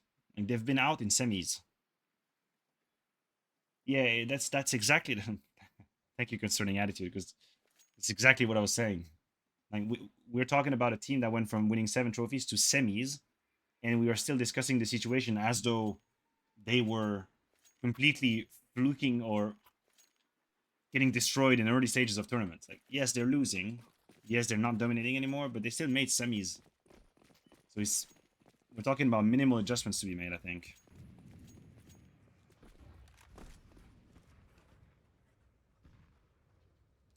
Yes, yes, that's right. This, I know, my take about this game versus Falcons is that even though this was a third place decider and as such not the most important game ever, let's not pretend, you know, let's not pretend. Even though it wasn't the most important game ever, I feel like Vitality needed the confidence out of this game, and the contrary happened. Like the opposite happened. For Vitality, this was an excellent opportunity to farm some confidence. You know, put yourself in a better mindset. Say like, you know, guys, let's go. You know, we had a good reaction against Falcons. We played good. Let's take that with us. Let's move it into the next tournament. It's gonna be fine. The problem is, it's the opposite that happened. They went into this third place decider and they got slapped around on 2 maps back to back. That's very detrimental to your confidence. Whether or not you finish third or fourth, I don't give a shit. I've never cared if Vitality finished third or fourth at EWC. I don't care one bit. But I wanted them to farm a little bit of confidence, and they didn't. Yes, they played a decent group stage, but what kind of opposition did they have then? I mean, Zaiwu is farming the shit out of Tailu. Okay, great. Great. I don't think it's something that we should be celebrating too much either. Aoshka, thank you very much for the follow. No, but I'm being real. Like, this is no disrespect to Tailu, but I'm not gonna be sitting here uh, cracking just fireworks because Vitality beat Tailu. That's like, okay, fair enough. You beat Tailu. Yeah, cool. Like, you did what you had to do.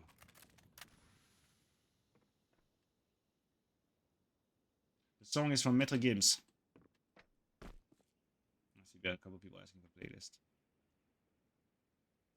So now, again, chat, look. We've been talking about how Falcons were able to build rounds appropriately and have the defense be in the position they want them to be. It's another great example. This is another great example. Nico just did enough in B holes that now Zaiwu has to be playing with Robs. And as a result, you have exactly what I was talking about, which is the very constricted 5v3 on the A site, because you've done enough to trigger that rotation, and now they're about to get flanked from everywhere. The only good thing that Vitality has going for them is that Flames can secure this, and then he can play with his back 2 main and fight. That's the only really good thing that Vitality has going for themselves. Otherwise, it's a whole hassle. And thank God Zaiwu is rotating now. This could actually be the difference maker.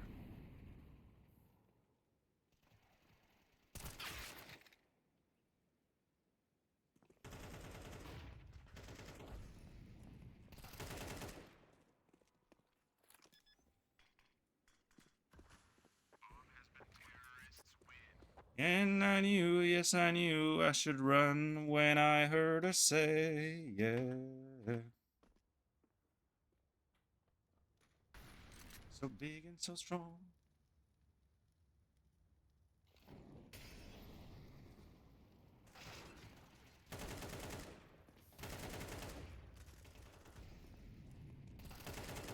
It's also such a dry execute. There's not that many util being used. Like there's a Molotov behind red, or there's a Molotov electric, and that's it. Look, they muddied Apex out of his position here, and they just went for it. Oh.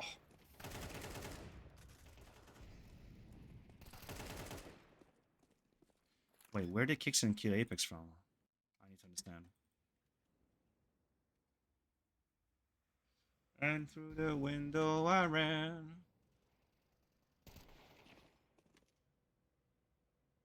This is crazy. It's crazy.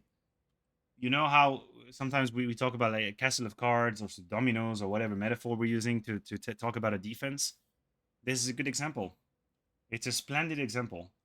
You had Messi in position holding Pop Dog, Apex in position holding Icon or whatever we've decided to call this position here. And now Nico finds Messi, and 1 second later kicks and peeks, but Apex has given up on this line of sight, had to turn around to handle Nico, and then he dies from the back. This is textbook domino, like chain reaction type. It's insane.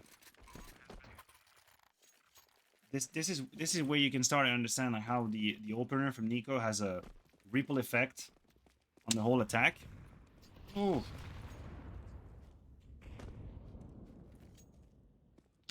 I know. Yes, Heidi, it is.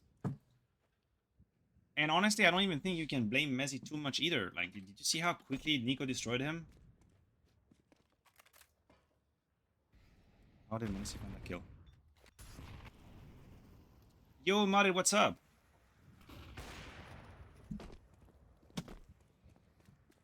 Okay. Good adjustment, I guess. Good reaction to the flash.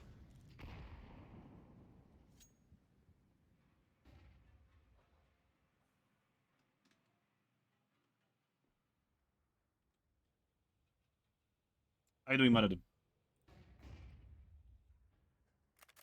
I was about to say, if Vitality have a single chance of winning this round, they have to gamble. That's what they do, and apparently, seemingly, they have the good gamble right now. Triple B setup. I was thoroughly enjoying the last two maps. You're not enjoying anymore right now?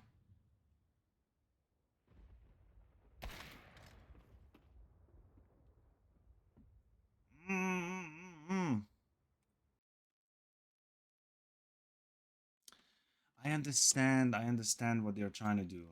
I understand what they're trying to do. But yeah, so okay, I get it. I get it. It might look silly. It might look silly, but I get it.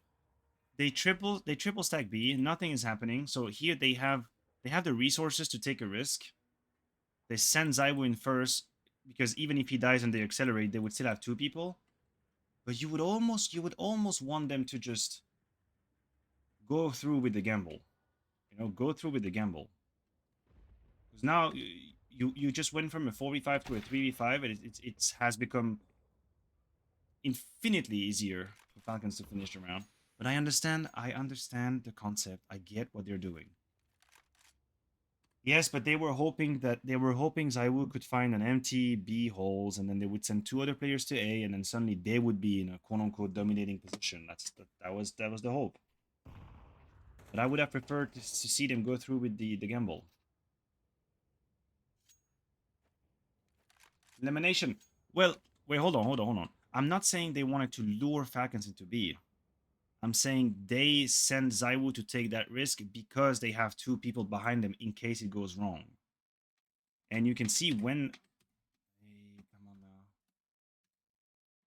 Can I please have my mic working? You can see when these two start moving is when Zaiwu clears up their. Oh, why? I'm in yellow now. They start moving. They start leaving their positions when Zaiwu clears that line of sight. So they anticipated that no one would be B holes, but they didn't have that kind of information at all. They extrapolated what Zaiwu could see, and now they're kind of lost in the middle. So I don't think they. I think they reacted to Zaiwu's lack of information in the small ramp, lower ramp.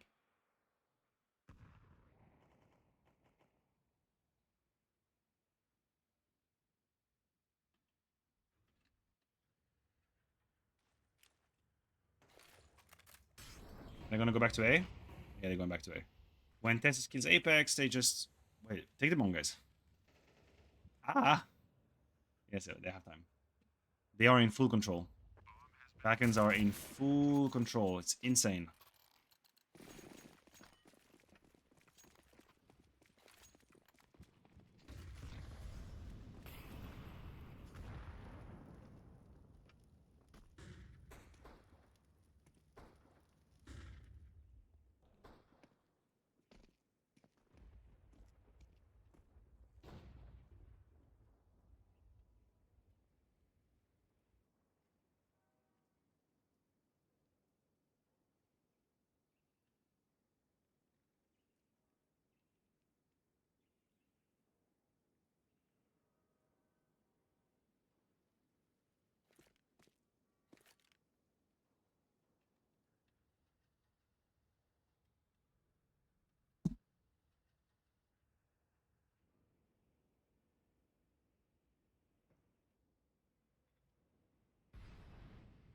Rob's gonna have to call for backup soon. The map, the map is too silent all over the place for Robs not to have a rotation there. And that's my honest opinion right now. And Messi is coming about fear. Oh my god, he just got there on time. Just. What are you gonna do there? What are you gonna do? I know, right? And your backup is a scout. Huh. Feels bad, man. Feels bad. You have a FAMAS to hold B and your backup is a scout.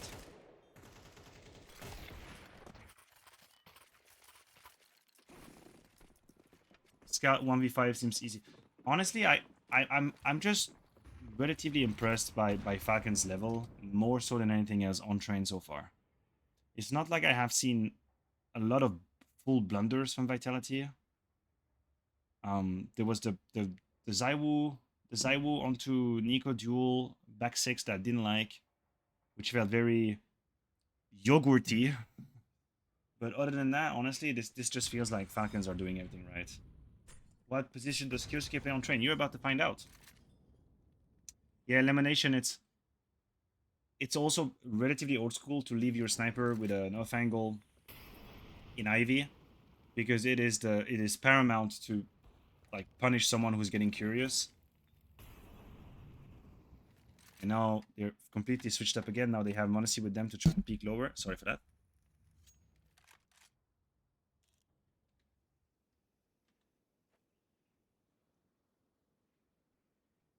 I feel like Vitality have had no idea this entire game where Falcons were. I'm not exaggerating. I swear. I swear Vitality have had look again, look, I'm not making this up. Look at the setup right now.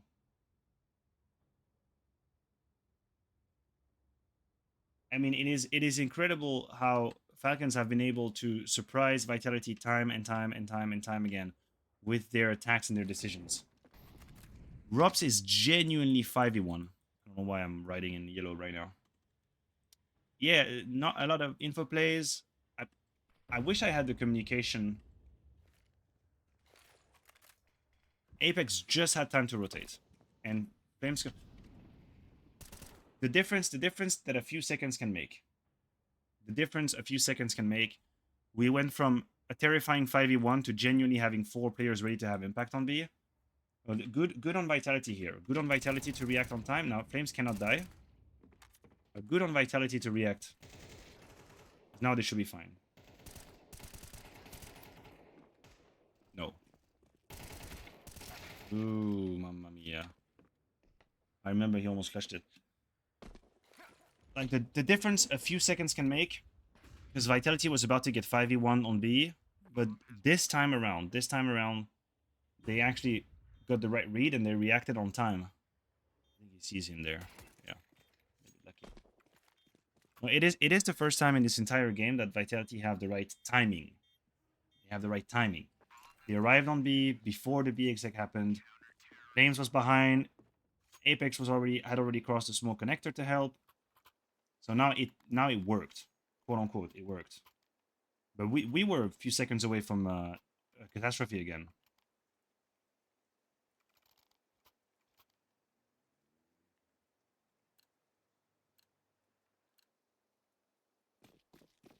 Body on my, losing all my innocence in the body on my, losing all my innocence in the body on my. Nico had his third best ever rating. Woo. Well, Baza, don't you feel like they've already had enough? Like they've already built the entire Monopoly deck.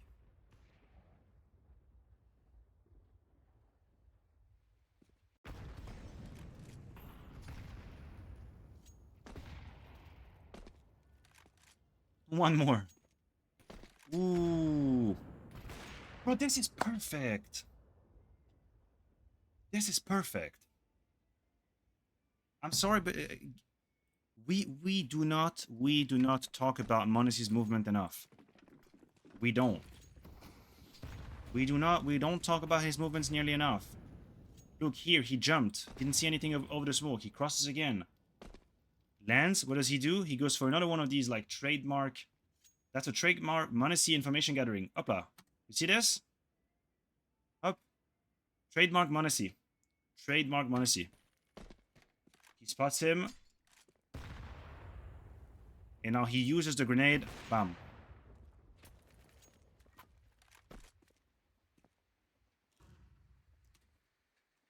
It's deserved. Miguel, thank you very much for the follow. I appreciate it. Thank you. Can you show that from Apex POV? Of course I can. My dear chat.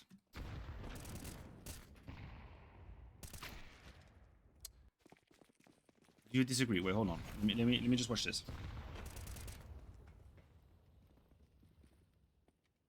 So Apex saw the information gathering, yeah?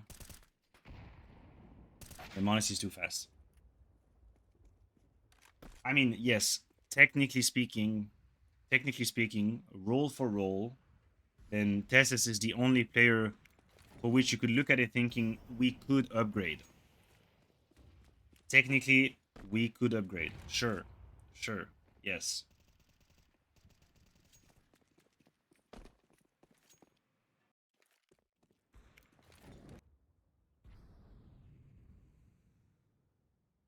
I mean, yes, you guys were right. The next arch for Rops is actually just to go to Falcons and do it again, and win 7 trophies again. That's the next move for him. He will be the kingmaker.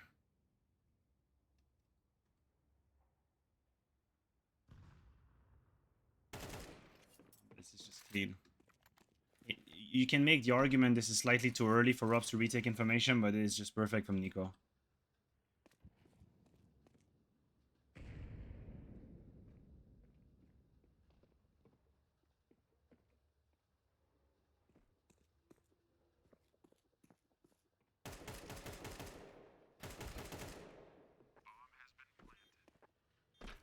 So clean.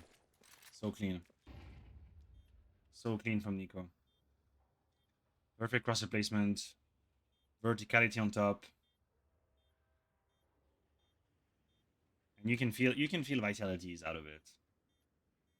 But who would the player be to play in Tess's role?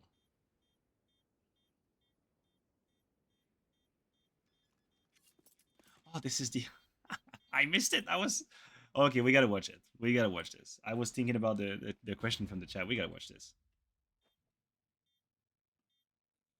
A defuse like that at that level, fantastic.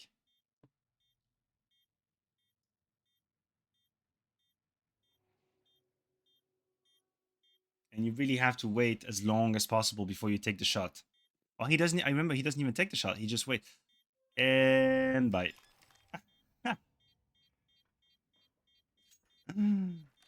Oh my god. I mean, we can go from Tessa's POV to see what it looks like.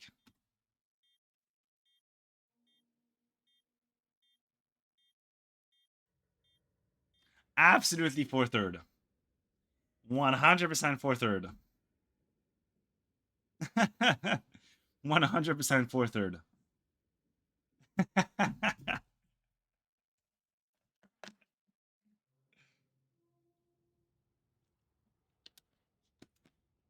You know, I'm not sure. I don't think. And guys, you can actually tell me. You might know better than I do. I'm not sure the radar or the minimap will let you know something that's not on your monitor, depending on your FOV. I am not sure. Can someone in the chat confirm or not? Would the minimap show you something that is not on your FOV? I am not sure about that. I genuinely don't have the answer. But what I can tell you is that I see Zaiwu. Hello. Hello, Woo. Oh my god, this is hilarious. Yeah, exactly. So, what we know for sure is that had someone actually seen him on the minimap, they would have screamed around. Kyo, thank you very much for the follow. Exactly, Heidi. Exactly. That's what I mean. Like, there's no universe in which they see a dot on the minimap and don't react to it. Not full professionals. Hilarious.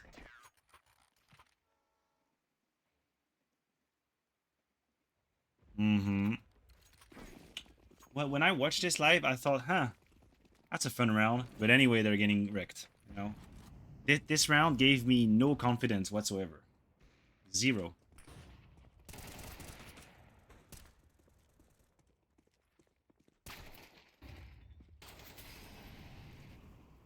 You finally get your 5v3. Why would you allow? Well, I get that Messi was basically condemned and cursed there. But why is Apex giving you the possibility for Kyosuke to trade again? I mean, look, he's fast. He's fast. We're not gonna pretend like Kyosuke is not fast. He is hella freaking sharp. But I don't know if Apex needed to take that duel. Like, now Messi is dead. Like, from this moment on, I don't think Apex needs to repeak. I don't think this is necessary. But also, Kyosuke is a first bullet, first headshot type situation here. Oh my god.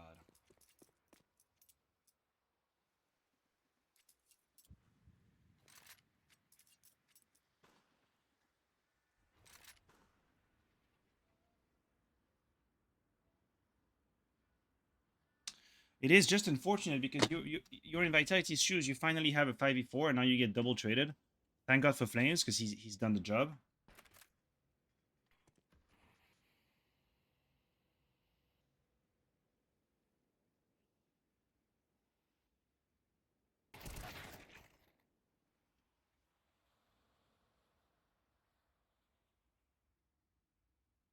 Yeah, marksman. That's well possible. Now this was the first round defining kill from Zaiwu. This kid is the first like round defining kill, and this is round 11. No, you just like meta games. That's all, Shama. You just like meta games. I understand your style.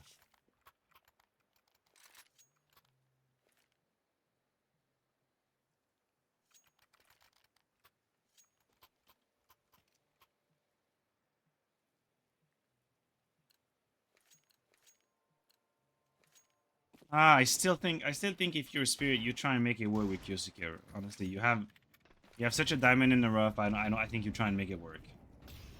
I think you try and make it work.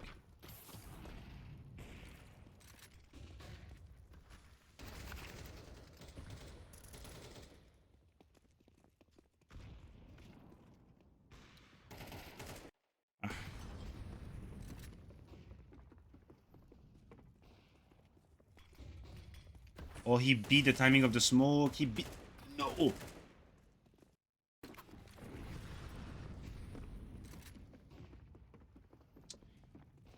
Well, there's two things, guys. Okay, first of all, Flames and Apex kind of bumped into each other a couple times, and they blocked themselves. They blocked each other. I don't know if you saw it. I saw it on my POV.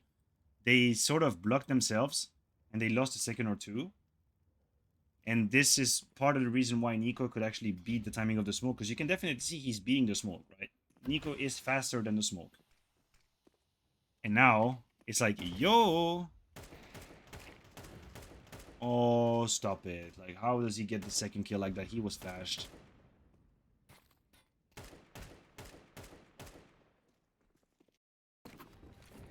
Look, I'm going to show you again from Apex's POV. Look what I'm talking about. You see how they block each other? You see that? You see that? That's why. This is why. Now, Falcons did a great job with the counter flashes. I know that. I know Falcons threw a bunch of flashes. I know it had an impact. But look how they blocked each other.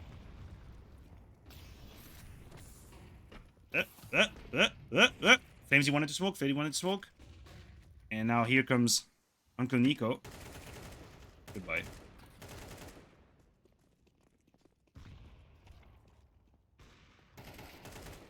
Oh my god, they must have absolutely like slapped each other around after this round. Nico had 20 kills in the first half. He had 20 kills.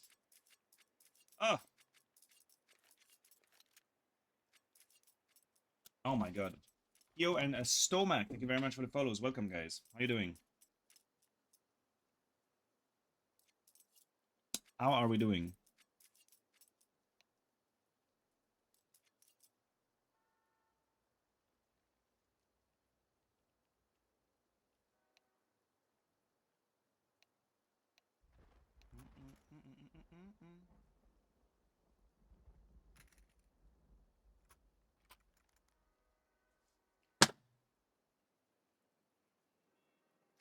Yo, ça va bien, merci.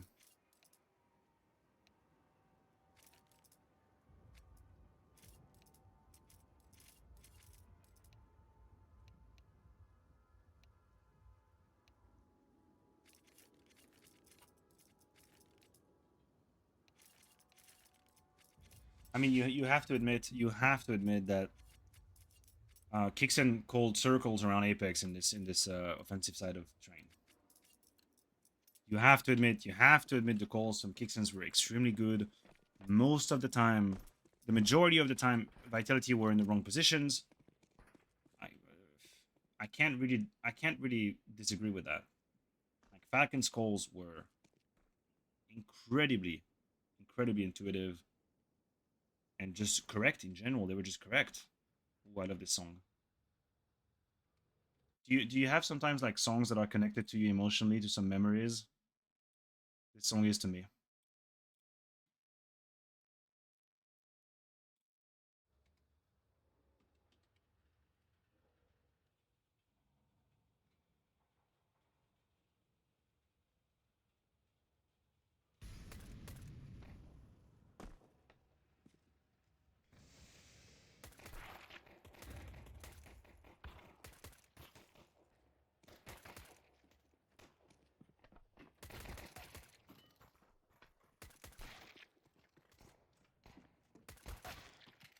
Zaibu almost went for it. I had a doubt. With Kyosuke's fail here. Unfortunate he had 4 HP, because we could see it coming. We could absolutely see it coming.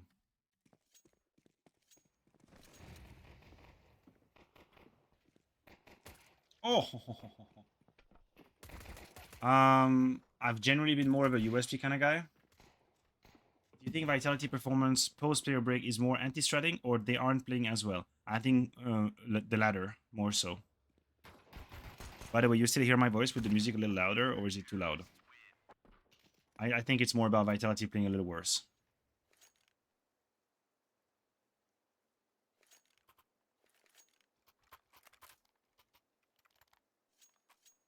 Okay, you can hear me fine. Good. We're good then. I think it's more about Vitality playing worse. I can hear your voice increase in music. Piss off.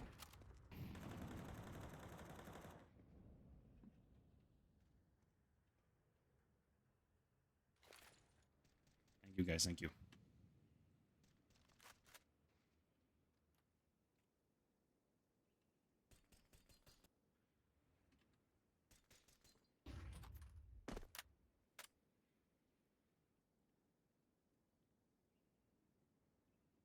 Kyosuke Loki has an incredible ADR too.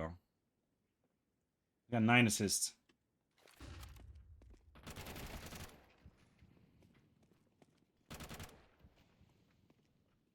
It is still pretty disjointed from Vitality, isn't it?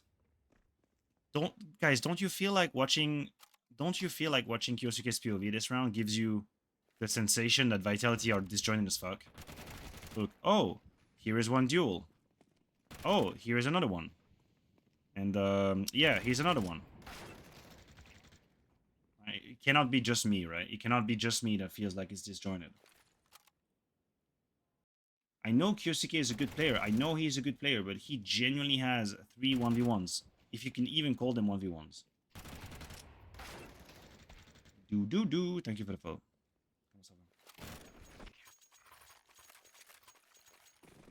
Well, Zaiwu definitely had 2 very lukewarm games. Mongols and Falcons far from his level. Far from his level. Apparently he was sick. We'll have to take them. We'll have to take their word for it.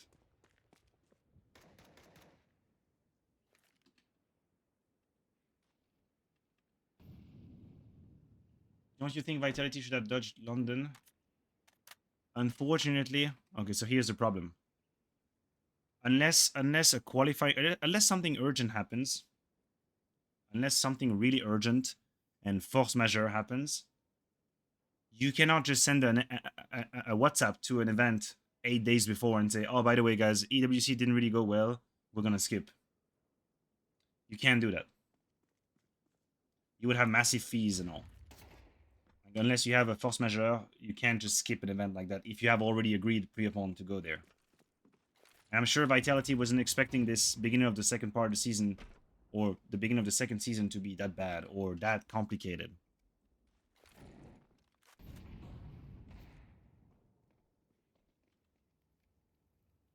Yeah. Like, Vitality cannot say, oh yeah, we're totally coming to London, this is going to be fine. And then they go to AWC, they have a really bad event, and then they call Blast and they say, oh, listen, actually, yeah, I can't really make it, I'm sorry. Like, they cannot do that. They will get massively fined.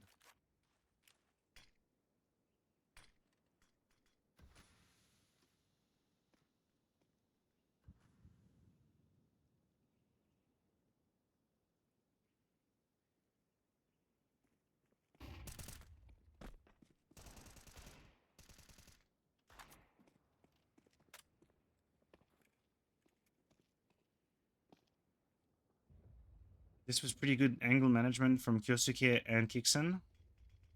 Kixen has to win the duel versus Robs, and he does. I don't know if you guys remember. I know Vitality are on a shitty buy here, but we watched almost the opposite situation happen between Vitality and Falcons opposite side, where the clamp, the 3-1-1 was happening from Falcons, and now you get a sense of how things can actually stay under control when New Bucks actually wins the duel versus Pop Dog. This gives you a sense of how things can actually go, right? Because Nico is basically Flames. Nico is Flames here. He was holding main. Then you have Kixen, who was Mezzi, and then Robs comes out with what is a Deagle, but he gets put down immediately. Hopla, and then from there on out, it's just easy. You know where the rest of the pack is.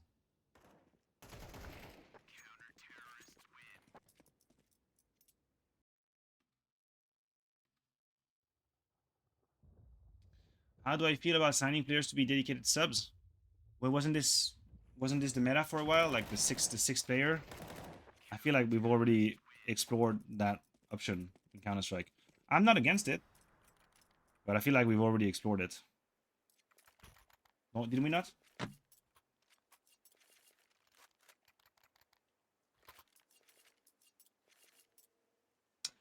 Wango, thank you very much for the follow. Welcome, welcome.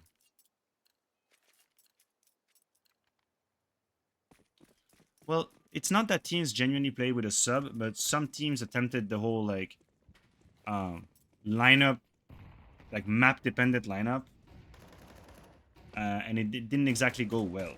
Like some teams made it work a little bit, but in general,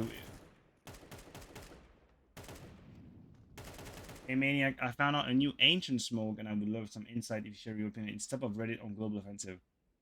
Oh, brother, I don't think I'm. I appreciate you coming to me for advice. I don't think I'm the encyclopedia of utility. I think you can make your own opinion about whether the smoke is good or not. Like, I appreciate you coming to me, but genuinely, I think you're gonna be fine on your own. But I appreciate you asking me. I think Reddit is full of people who know utilities much better than I do, and they do a beautiful job.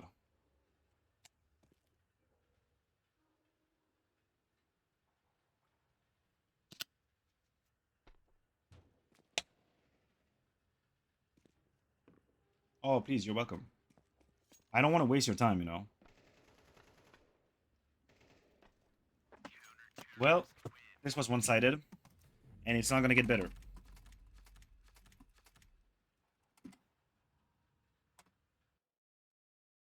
It's nuke time.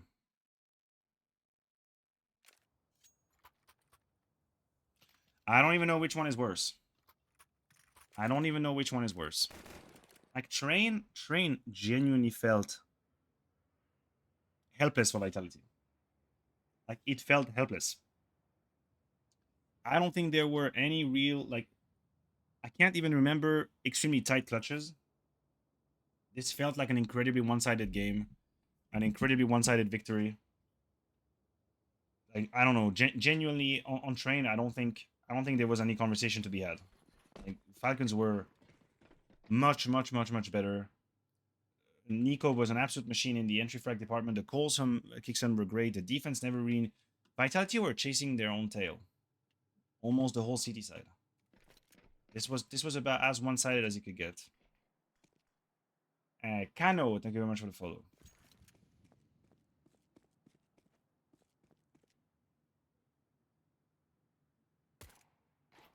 Thoughts about the Elige bench? It's tough for him. It's really tough for him. I haven't read all the like pseudo drama, whatever. I haven't really caught up with that, but I think it's a pretty massive hit to his credit and reputation as a player. Because when it comes to Counter-Strike, the man was delivering. You can hardly argue against that. Ignatius, thank you very much for the follow. You can hardly argue against the output of Elige as a player.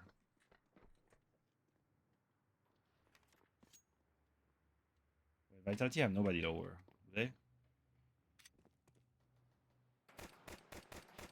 Hold on, there's duels happening everywhere on the map. So Kixan killed Flames, who rotated down. But they are keeping their options open. Falcons have not decided yet where they wanted to go. No, okay. Any information about the replacement for Lish? Well, didn't they announce already the signing of Jacob, the Polish player, sorry? It's not like already sort of a like established situation.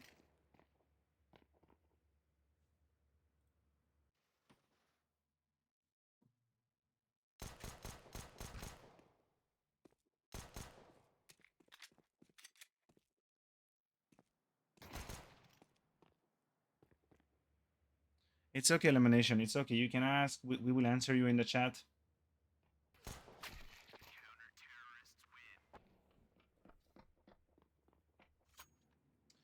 Well, listen. Tenchi, I am definitely talking out of my ass because I have not experienced anything firsthand myself. But if someone with the output, such as Elige, is being pushed towards the exit of a team, then it is very, very unlikely because of Counter-Strike. I mean, at some point, we don't need to be Sherlock Holmes to figure out, you know? These are just theories, because I have never experienced anything myself firsthand. But holy shit, like, the man was delivering. He was delivering. From a Counter-Strike perspective, he was delivering.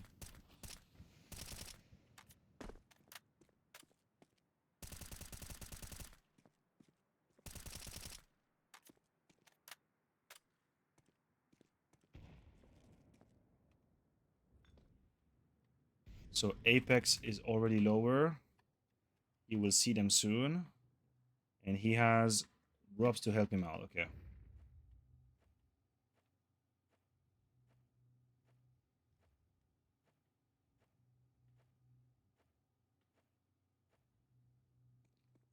Wait. Did you not see them? What happened? Wait, I'm confused. Apex was looking for information. Oh, okay, he saw one. Okay, he saw one. Okay, good. I thought he just gave up on the information. No, he saw one guy. But then why is there not a bit more movement? Oh, oh Flames. Flames, brother, you can't retake vent like that when Apex has given up the position. Ah, you can't do that. You can't do that.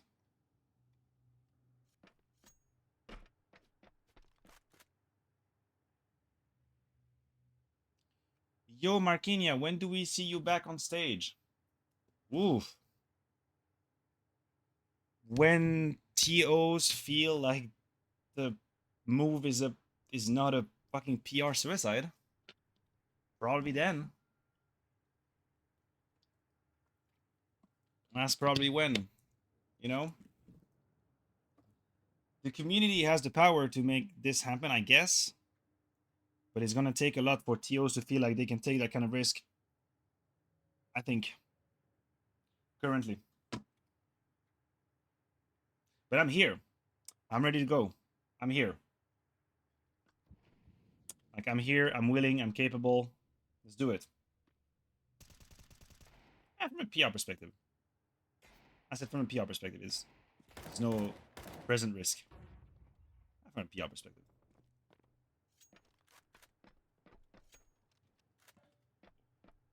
Where did Messi die?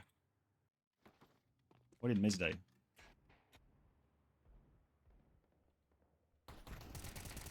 Ooh my god, that lurk was. And now the Peace Marquinia, thank you for showing up. PI firing anyone but themselves. Holy shit, this is a hard round to lose. This is a terrifying round to lose. We need to deep dive into this one because it is a turning point. So you have a first of all, let's just establish, guys, that this Flames here slowly retaking vent right here, that cannot happen. Like this retake is incompatible with Apex's path and timing. Someone could have been vent very clearly. Flames is not allowed to do that. Flames should know he cannot do that. He has to take a different path. Or he has to ask Robs to go down instead of him. So Flames gives away the first kill for free. Okay, fair enough. 4v5 still winnable. Then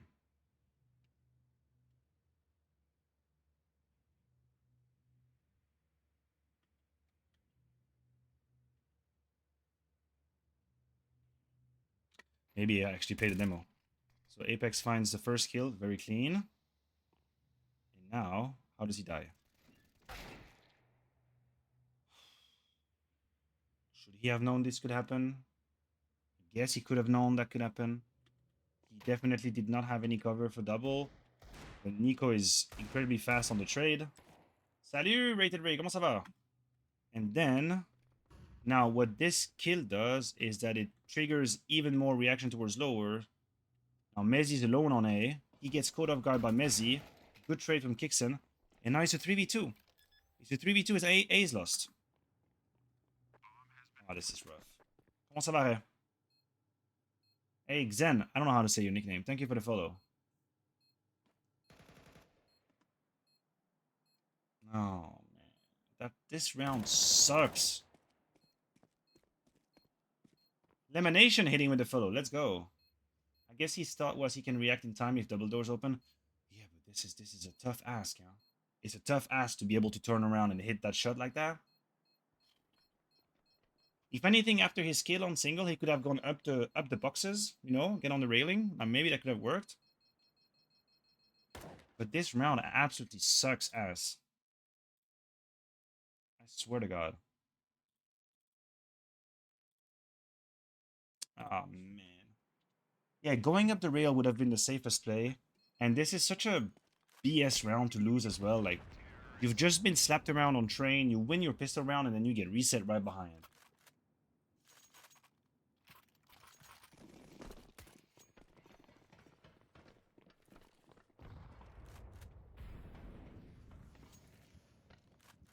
Well, the plan was this. First of all, for Flames not to die in vent. Like, first of all, they had an acceptable setup to handle the B exec. They had Apex jumping from single door with mini information. They had Robs ready to go down vent, or ready to go down ramp. The Flames cannot die in vent for free. This is already where the disbalance start.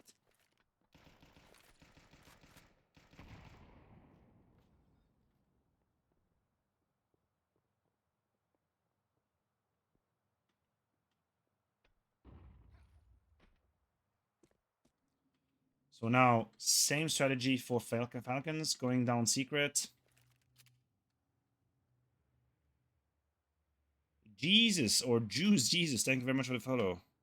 But now... Oh,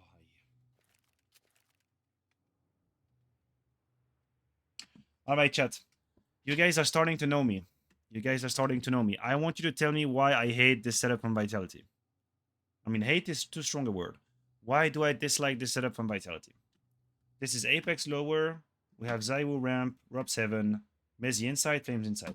What do I dislike about this setup? Tell me, Mash.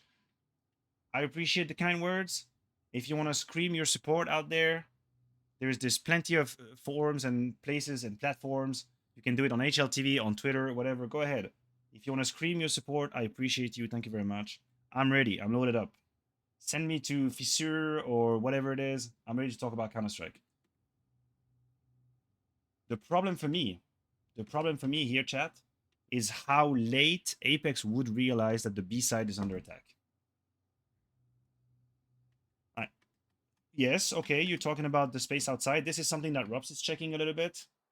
Rups is checking that, so that's okay. Outside is slightly covered. Zaiwu has a finicky position ramp. What I dislike is that when Apex realizes it's B, then it's already B. You know? Look at where they're at. Look where they are. I'm not making this up. When Apex realizes it's B already. There is no chance for an early rotation. He basically needs to do -2. He needs to kill 2. Or he needs to kill 1 and stay alive. Job done. For as long as he stays alive, I have no problem with it. For as long as he stays alive, I have no problem with it. Because now the B side has fallen, and there is nothing they can do about it.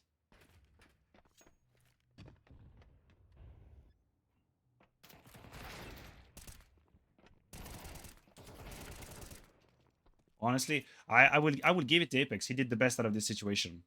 I didn't like the setup, but Apex did the best out of the situation. How is Flamesy dying to Tessus again? I need to understand how Flamesy died. Yeah, I tend to agree with you here, ID. On this one, I tend to agree with you.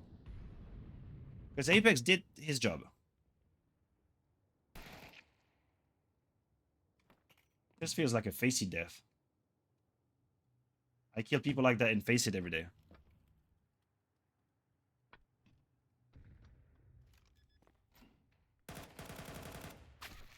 Yeah, Apex did everything he could.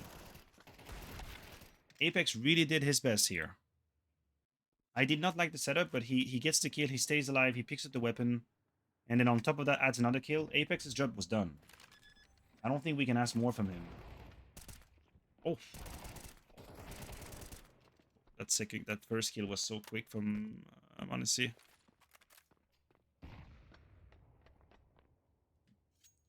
This is fast, This is fast. Honesty is fast.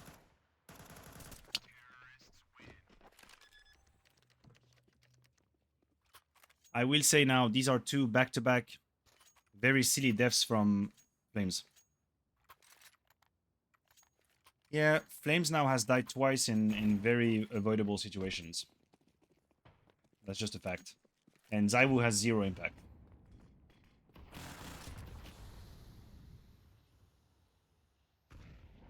I mean, I'm not hyper focusing on Zaiwu. I'm really looking at Vitality as a whole. But I feel like he's got 0 impact right now.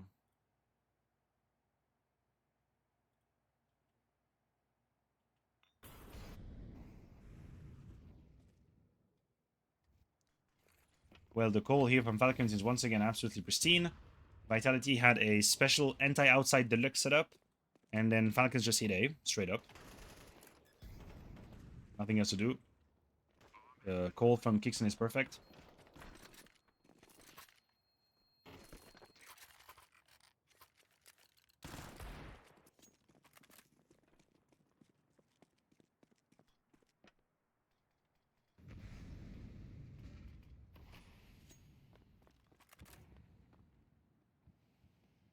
So, Zaiwu heard Kyosuke for sure. Do they know about Nico here? Probably not. But they know about Kyosuke. That is no doubt.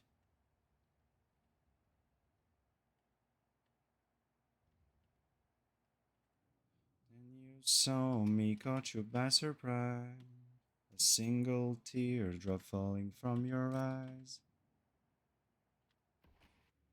I ran away. I'll make you cry when I run away. Perfect. At least Zaiwu gets the trade, but the execute, the first kill on Flames is picture perfect.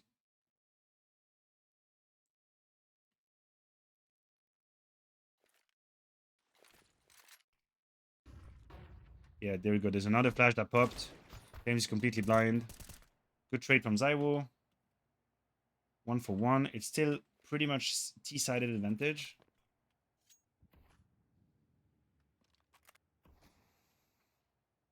I mean, I maintain the reads from Vitality are weak this game. Like Apex is about to give up on B. Apex is giving up on B when the whole pack is B. There's no one.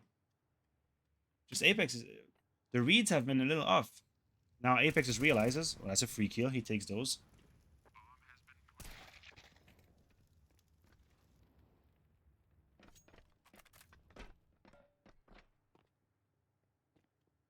You have to win. You have to win this 3v2.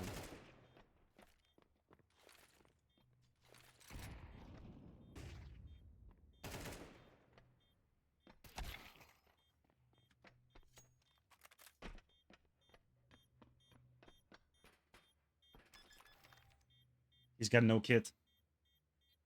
He's got no kit. What is he supposed to do? No kit. And this is obviously Monacy is the hero of this clutch. It still feels like Vitality allow Monacy to get these 2 kills by going 1-1, you know. Rob speaks left side, Mezzi peeks right side. Monacy is doing absolutely... Monacy is perfect. Like, Monacy is perfect. Monacy's got 20 HP, so he has to play headshot level. He does exactly that. But these are, again, 2 very, very isolated kills.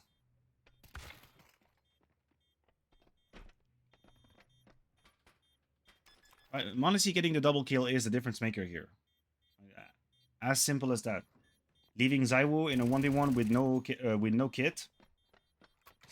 Unless Kixon makes a massive mistake, Zaiwu was in a losing position there. But the problem is that Monacy is allowed to get the double kill like that with 20 HP. Oh my god, the rounds that Vitality lost have sucked so far. They really have sucked.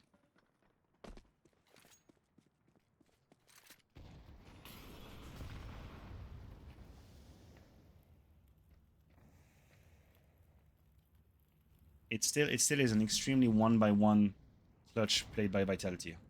There's nothing else to say. Honestly, he has the luxury to isolate 2 separate 1v1s.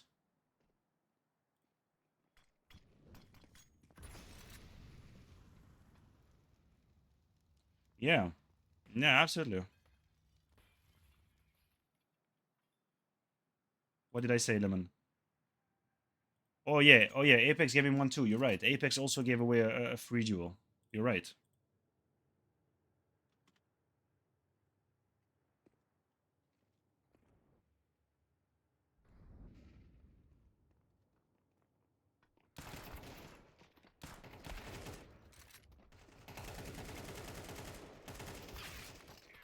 Good trades from Falcons.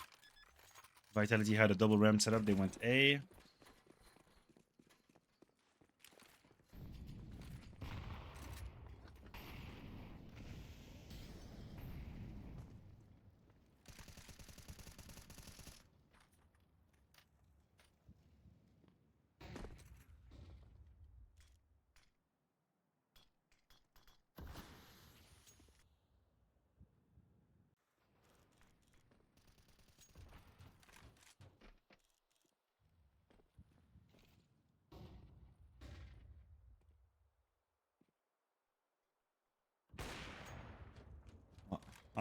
I don't really know if I can call that a massive mistake. It's just a good patience and good read from Monacy. I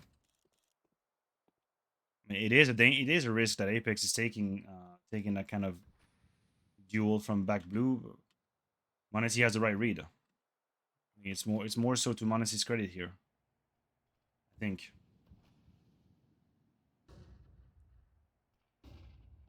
Je suis propriétaire, j'ai les clés de la cité. Crime organisé.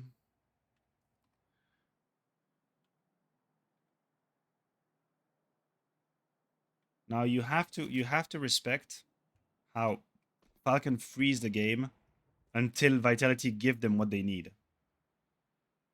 This is French. You really have to respect how Falcons slowed down the round until Vitality gave them the information they needed. And this was Zaiwu taking a shot from Garage. And this is now... I'm sorry, guys.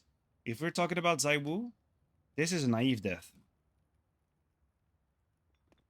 Like, how often do you see Zaiwu getting caught off guard on a position, not even being able to shoot back because he positioned himself poorly? How often do you see that? And this is coming from me, the biggest Zaiwu fanboy there is this decade. How often do you see him get caught off guard like that? He's got an AWP, he's got zero impact. He dies because he's showing his feet. I still respect Falcons for slowing down the pace the way they did. I do respect that. But still.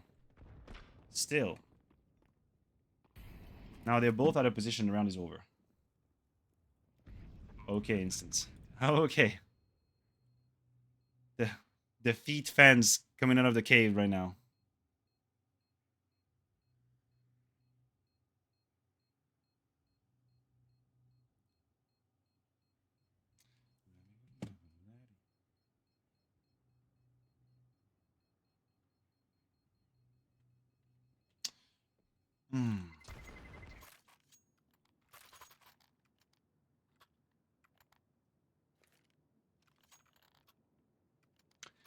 I don't know if you guys are getting the same vibe as I am watching this, but to me, both Train and Nuke share in common that Vitality have no idea what Falcons is doing.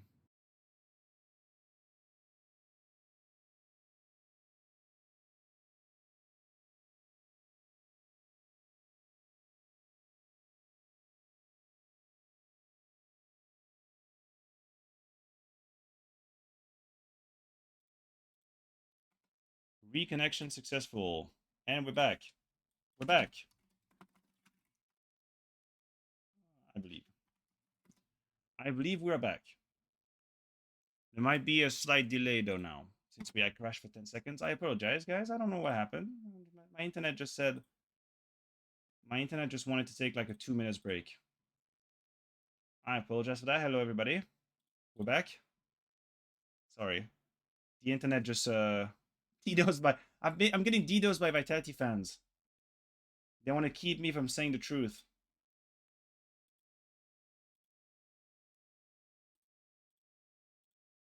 I'm sorry. Anyway, I'm back. I apologize for that. Do you think Flames and Mezzi were overperforming in the first season, or is it just a small slump? I think Mezzi is still delivering what he needs to. For Flames, you could possibly talk about slump, but I don't know that I'm holding a lot against Mezzi.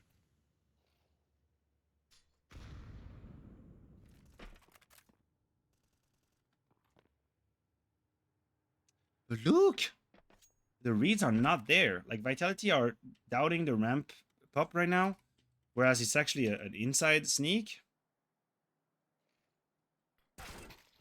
Okay, so Apex finally gets the number of Nico, but he gets traded immediately.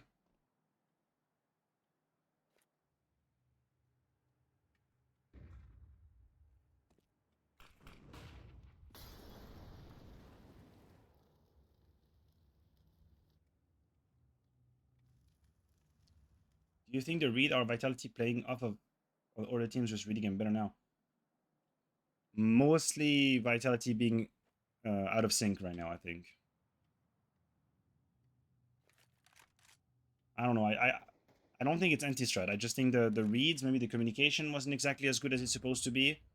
But I have rarely seen Vitality be in the wrong position so often as I've seen in this best of 3. Look there again. Look, Kyusuke is coming up heaven. No one has any idea that could be possible.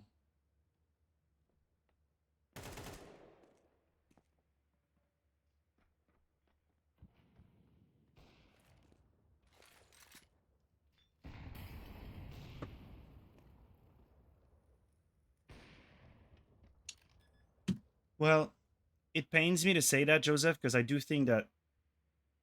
think Vitality's slump and struggles does not land solely at Apex's feet. I don't think it's fair to say that. I don't think it's fair to say that. I don't think it's fair to put everything on Apex at all. I'm not gonna do that. But I will say that if you want a good barometer of Vitality's confidence and mental state, genuinely it is how erratic Apex is playing. The more erratic Apex is playing individually, the more you can hypothesize that Vitality isn't in the flow state. And the communication is a little worse, and the decision making is a little worse. The cleaner Apex is playing individually, the better Vitality is. Now, I'm not saying this is a cause and consequence. I'm saying it's a correlation. Okay? I am convinced that there is a correlation between how calm versus erratic Apex is as a player and what kind of state Vitality is in. I'm convinced of it. I have watched Vitality enough to say that. Night Owl, if you watch, wow, this is just perfect. I'm honestly, if you watch Vitality when they were winning so much, Apex had cleaned up his act a lot. He had far fewer useless deaths and weird movements and strange timings. He had cleaned up his act a lot, really. I'm convinced of it.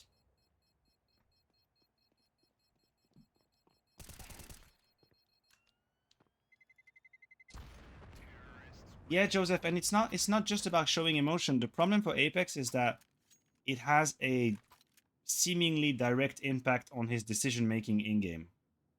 Maybe more so than other players. That's what I mean. For Apex, it has a very clear direct impact on his playstyle. I feel like.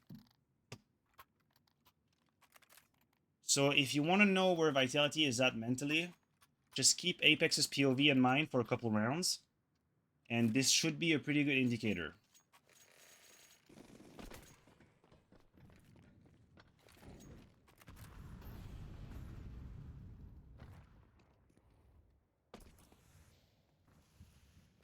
Although I would say I'm not gonna just sit here and trash talk Vitality without giving any props to Falcons. I really believe that Falcons played incredible T-sides, both on Train and Nuke, and they have won so many different rounds, and like I mean profoundly, fundamentally different rounds, that when you're in the Vitality camp right now, you feel like you're plugging 3 holes.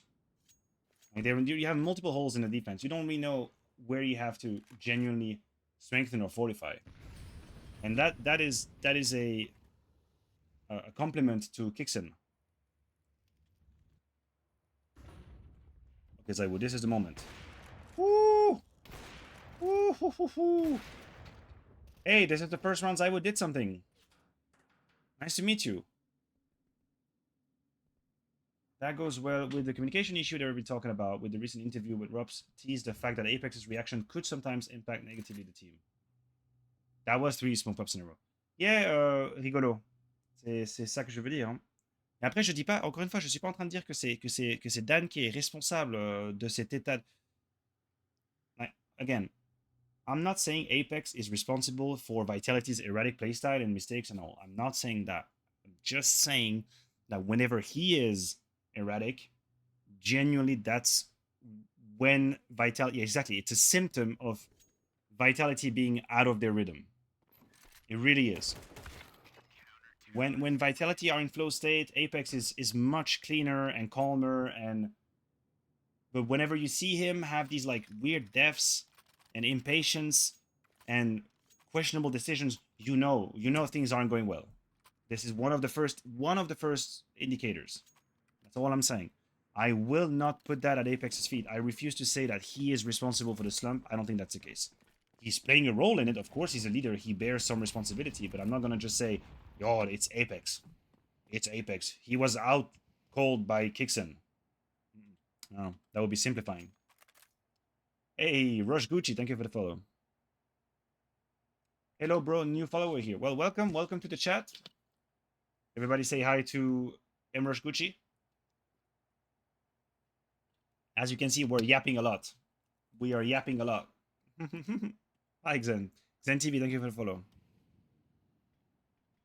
Yeah, apparently they said Zaiwu was sick. We have to respect that.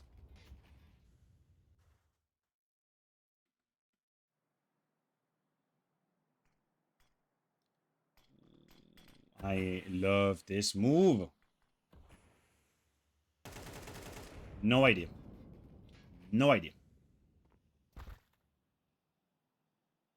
I like your style, Gucci. I like your style.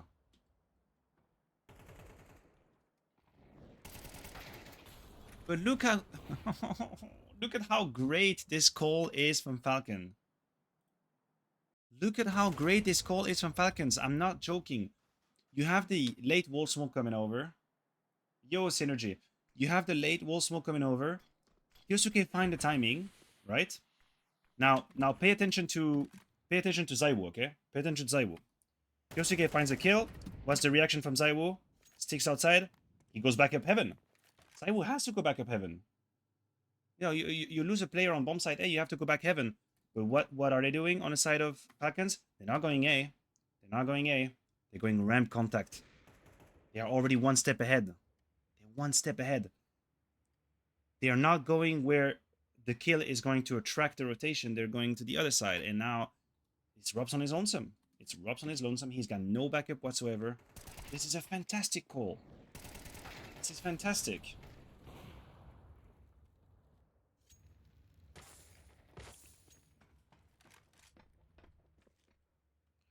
I have to glaze Falcons a little bit. I might be a super Vitality fanboy, but I have to respect the calls. I have to respect the calls.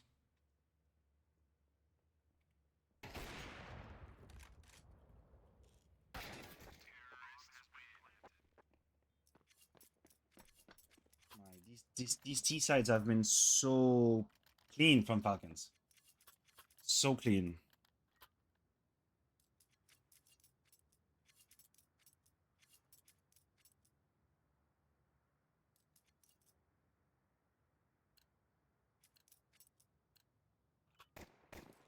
All right, let's get it over with. I think Gucci is pretty hot on the Zaiwu topic, and you need fans. Oh no, the idea was great. The idea was great from Zaiwu. Look, I have rarely seen someone take that deep of a peek, but look, he had him.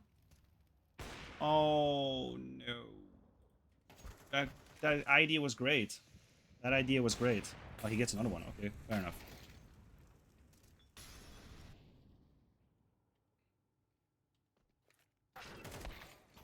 Finally. All right, Jinxta, take it easy now.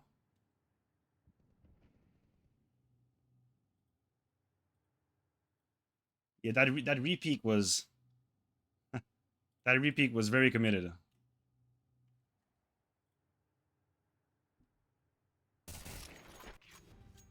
Well, this was the first easy round that I saw from Vitality.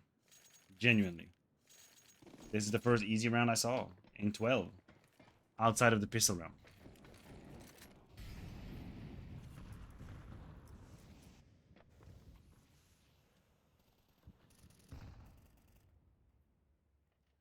Well, Gucci, you know what? It's good to believe in your team.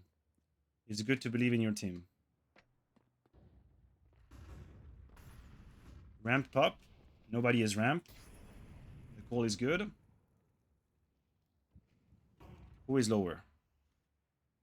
Only Robs. That's uncomfortable.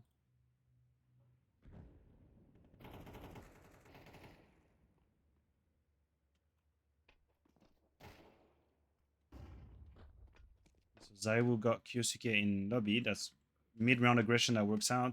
They're going lower. Is Rob still having no backup whatsoever? Oh my god, they left him alone. They left Robs alone.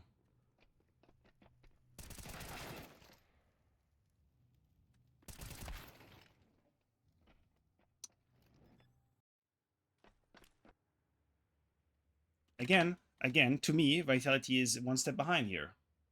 Like, technically speaking, Vitality is one step behind. Right, Robs is getting executed on, and no one is in a position to help Robs right now. Zaiwu is going to try his best, but even then he gets... You can even see it. That Zaiwu is 1 second behind the timing he's supposed to be. Because when he opens the door, he has to take a step back to take the duel, but Kixen is already holding the angle. And I'm not saying Kixen is not skilled, but this feels like an easy kill for Kixen. Oh, man. That was a 5v4. That was a 5v4. I really think that, you know, in general, overall, the defense of Vitality was out of sync. And they were 1 to 3 seconds behind the positions they needed to be. So this was symptomatic. This last round was very symptomatic. And when you are always behind in your timing, that's because you don't have any certainty about what's happening. You're second guessing most of your decisions. This is how you end up being behind in your movements and your positioning.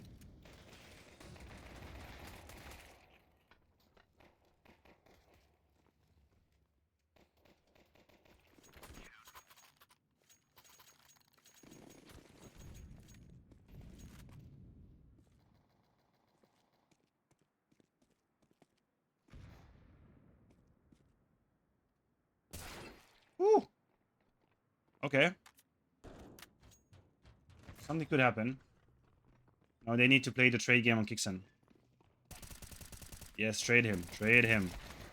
Okay, not bad. Ah, but Tess is already here.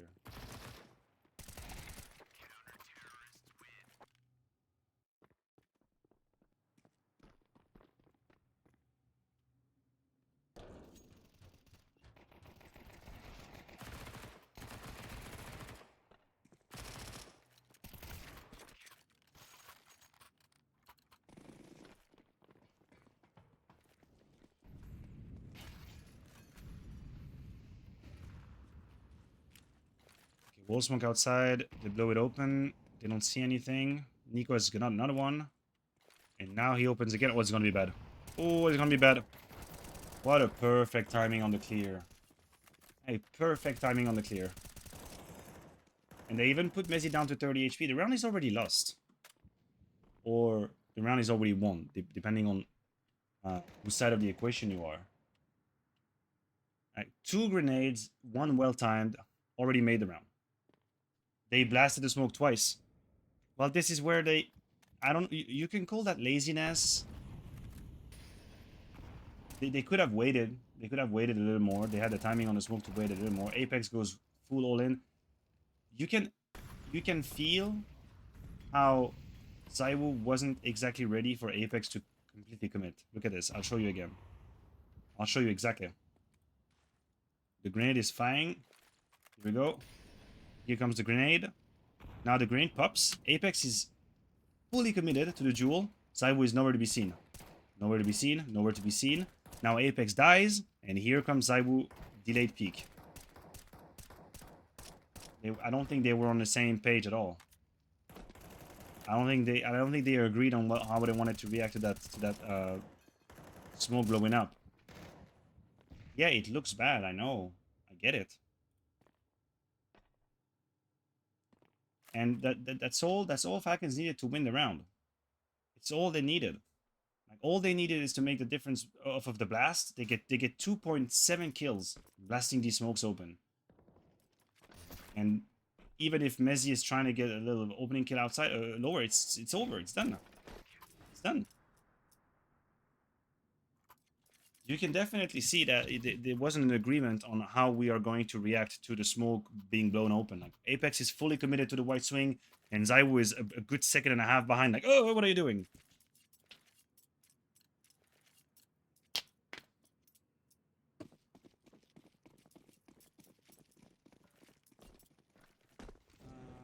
My point is they are not losing to heroics or weird things. They are lacking their using protocols. Yes, Heidi, I'm not worried about Vitality never making it back to winning titles. I'm not worried about that. But these losses are not these losses are deserved. Like as much as it pains me to say, as much as it pains me to say, these losses are deserved. At least this one. At least this one. This one is the most damning there is. The one against Mongols, we watched it together. It's like, oh my god, Mongols are playing so well. You can almost make the case that they were walking on air, or floating on air, or walking on clouds, whatever you want to say. Another death through smoke. Nice. Hi, welcome. Oh, whatever. Nico gets. So now Vitality have tried to cross the smokes twice, and twice they've lost 2 players.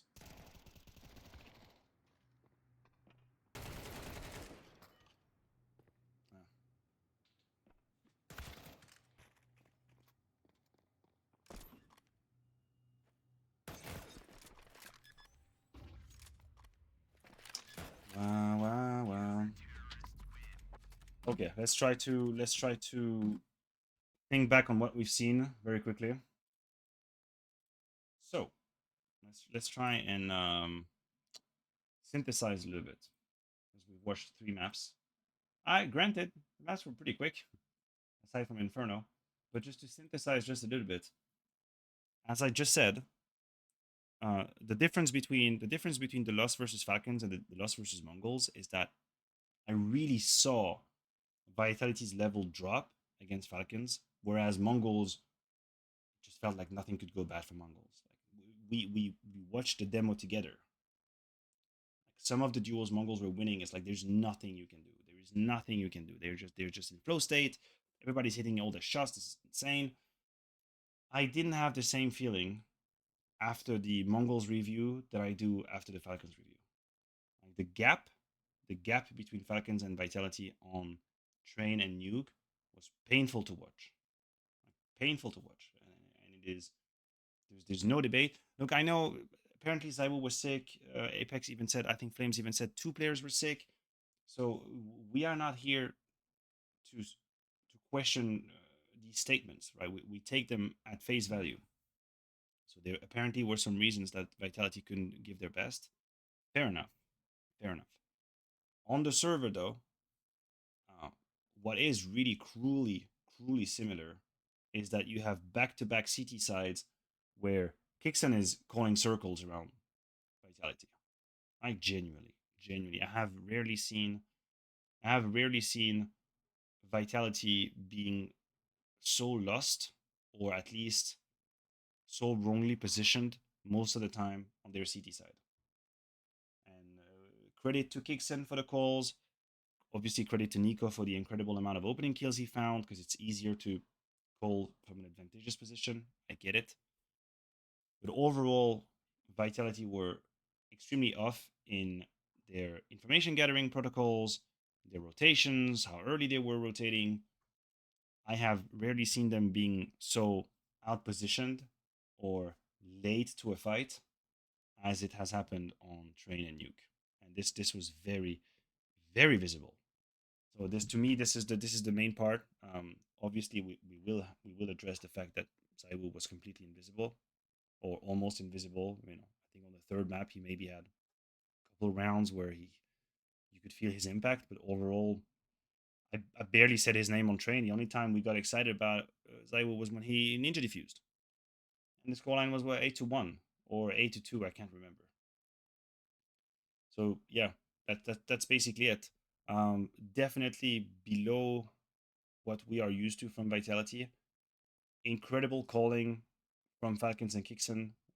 Tactical decisions on top. Really gotta respect that. Nico was stellar, phenomenal on train. He even kept up. I feel like he kept up on Nuke as well. Honestly, I don't think he slowed down at all. So this feels like a deserved loss, genuinely, yeah. And it's the type of losses that can shake up a team to its core because many different aspects of the game went wrong. So it's a little harder to just rewatch the demo and say, ah, guys, that's it. I know what's the problem. I got it. All we gotta do is throw this one smoke, and we're gonna be fine. Like this is not the type of conversation that will be had. Like the loss was comprehensive enough to warrant like an actual deep conversation about, okay, what the fuck are we doing? Like why are we 10% worse in most of the departments of Counter Strike? Why are we 10% worse in anything and everything we do? Why are we 10% worse? And this is a hard conversation. It's a much harder conversation than say, okay, guys, we have to fortify our B side on Inferno. That's easy. That's pretty easy. Say, guys, we're gonna watch a couple demos. We're gonna come up with a few tricks and tips. Try a couple of setups. We're gonna be fine. Don't worry about it. Our B side on Inferno is gonna be fine. That's an easy conversation. That's an easy fix. But say like, okay, how do we just stop being worse at everything we do? That's a deeper conversation. One that I think definitely has a human aspect to it. It's not just CS.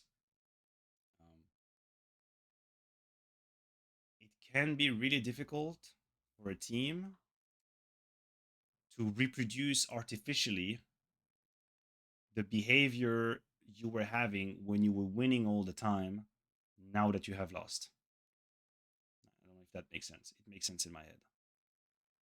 Like your vitality, you go from event to event to event, you're winning, winning, winning. You're playing an incredible Counter Strike. You have resilience, you have confidence, you're dynamic, you find solutions, you have all these attributes. And then suddenly you start losing back to back.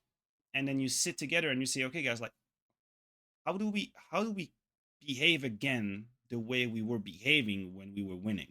Like, remember how we were? Remember how things went down? Remember how we communicated? So Dev, remember how we communicated? Remember our decision making? Like, how can we artificially recreate that? And that's the biggest challenge for a team that's been winning and then isn't. And I think it's one of the reasons why you rarely see a team have an era slump and then go back on the throne, because it can be supremely frustrating to just look at each other like, yo, why are we not doing what we were doing? And then each and every one is going to have their own interpretation of like what's different now. Like, oh yeah, I think this guy is not giving his communication right. I mean we're missing clutches here. Everybody has their own little idea about why are we not winning anymore. Yeah, you're right. They lost some tournaments. They lost some tournaments. That's true. Apex went bald and they started losing. Case closed. Well, instance, make sure to send them like your analysis per Gmail or something, so they know they don't really have to look any further than that. You know, so they know what's going on. Now, look, I'm I'm I'm very obviously, and we are not sitting here saying, oh my god, vitality is trash, blah blah blah blah blah. We're not saying that. We're not saying that at all. No, I'm not saying that. I'm just noticing the differences that I see in game between the vitality that was winning everything and the vitality that's now lost back to back important series. It's all. I'm not here to say they're dog shit or anything. Absolutely not. I will not do that because I also don't think that. All right, chat. I've been yapping for 3 hours, and I am reaching my limit. Maniac is a home. Qu'est-ce que tu racontes, David, là? Tu nous fais quoi? Tu nous fais un. C'est quoi? C'est Google Trad? Qu'est-ce qu'est-ce que tu essayes de dire? Ah mon dieu. Il nous a mis un Google Trad, le salaud. Yo, chat. Okay, let me. Hey, hold on a second. Don't leave now. Stay put. I was just going to drop you. Un vrai homme. I was just going to drop you le schedule because I did actually put together a schedule which I'm going to try to follow with discipline. Tu m'as fait mourir de rire. Maniac is a home. J'ai rien compris à ce que tu disais. Quoi. Franchement, rien capté. So tomorrow, day off. Tomorrow, day off is the beginning of Blast London. And then what we will do is by the way, if you want to retweet that tweet I just gave you right there, it's very welcome. If you want to like, is it a real home? Héros, écrit en français. If you want to retweet or like that tweet, it's very welcome. It's my schedule for the week. And yeah, tomorrow off. And then on Thursday, what we will do is we will react to, let's just say, the game that was the most interesting that happened on Wednesday. That's what we're gonna do. We're gonna decide on Thursday which game we analyze. Maybe it's gonna be Vitality M80. We'll see. There are 4 games played at Blast on Wednesday. Hi, folks. I'm done. I can't talk anymore. So thank you very, very much, everybody. Sorry for the little crash. I know we lost a few people when I crashed, when my internet took a 2-minute nap. But I appreciate those of you who stayed. And I will see you on Thursday. I think that's what we'll do. Take a quick rest tomorrow. I have football training tonight. And we're going to be good. Take care, everybody. See you on Thursday, 9 a.m. CT. That's the one. I think that's the one. I'm going to have to make sure I wake up early.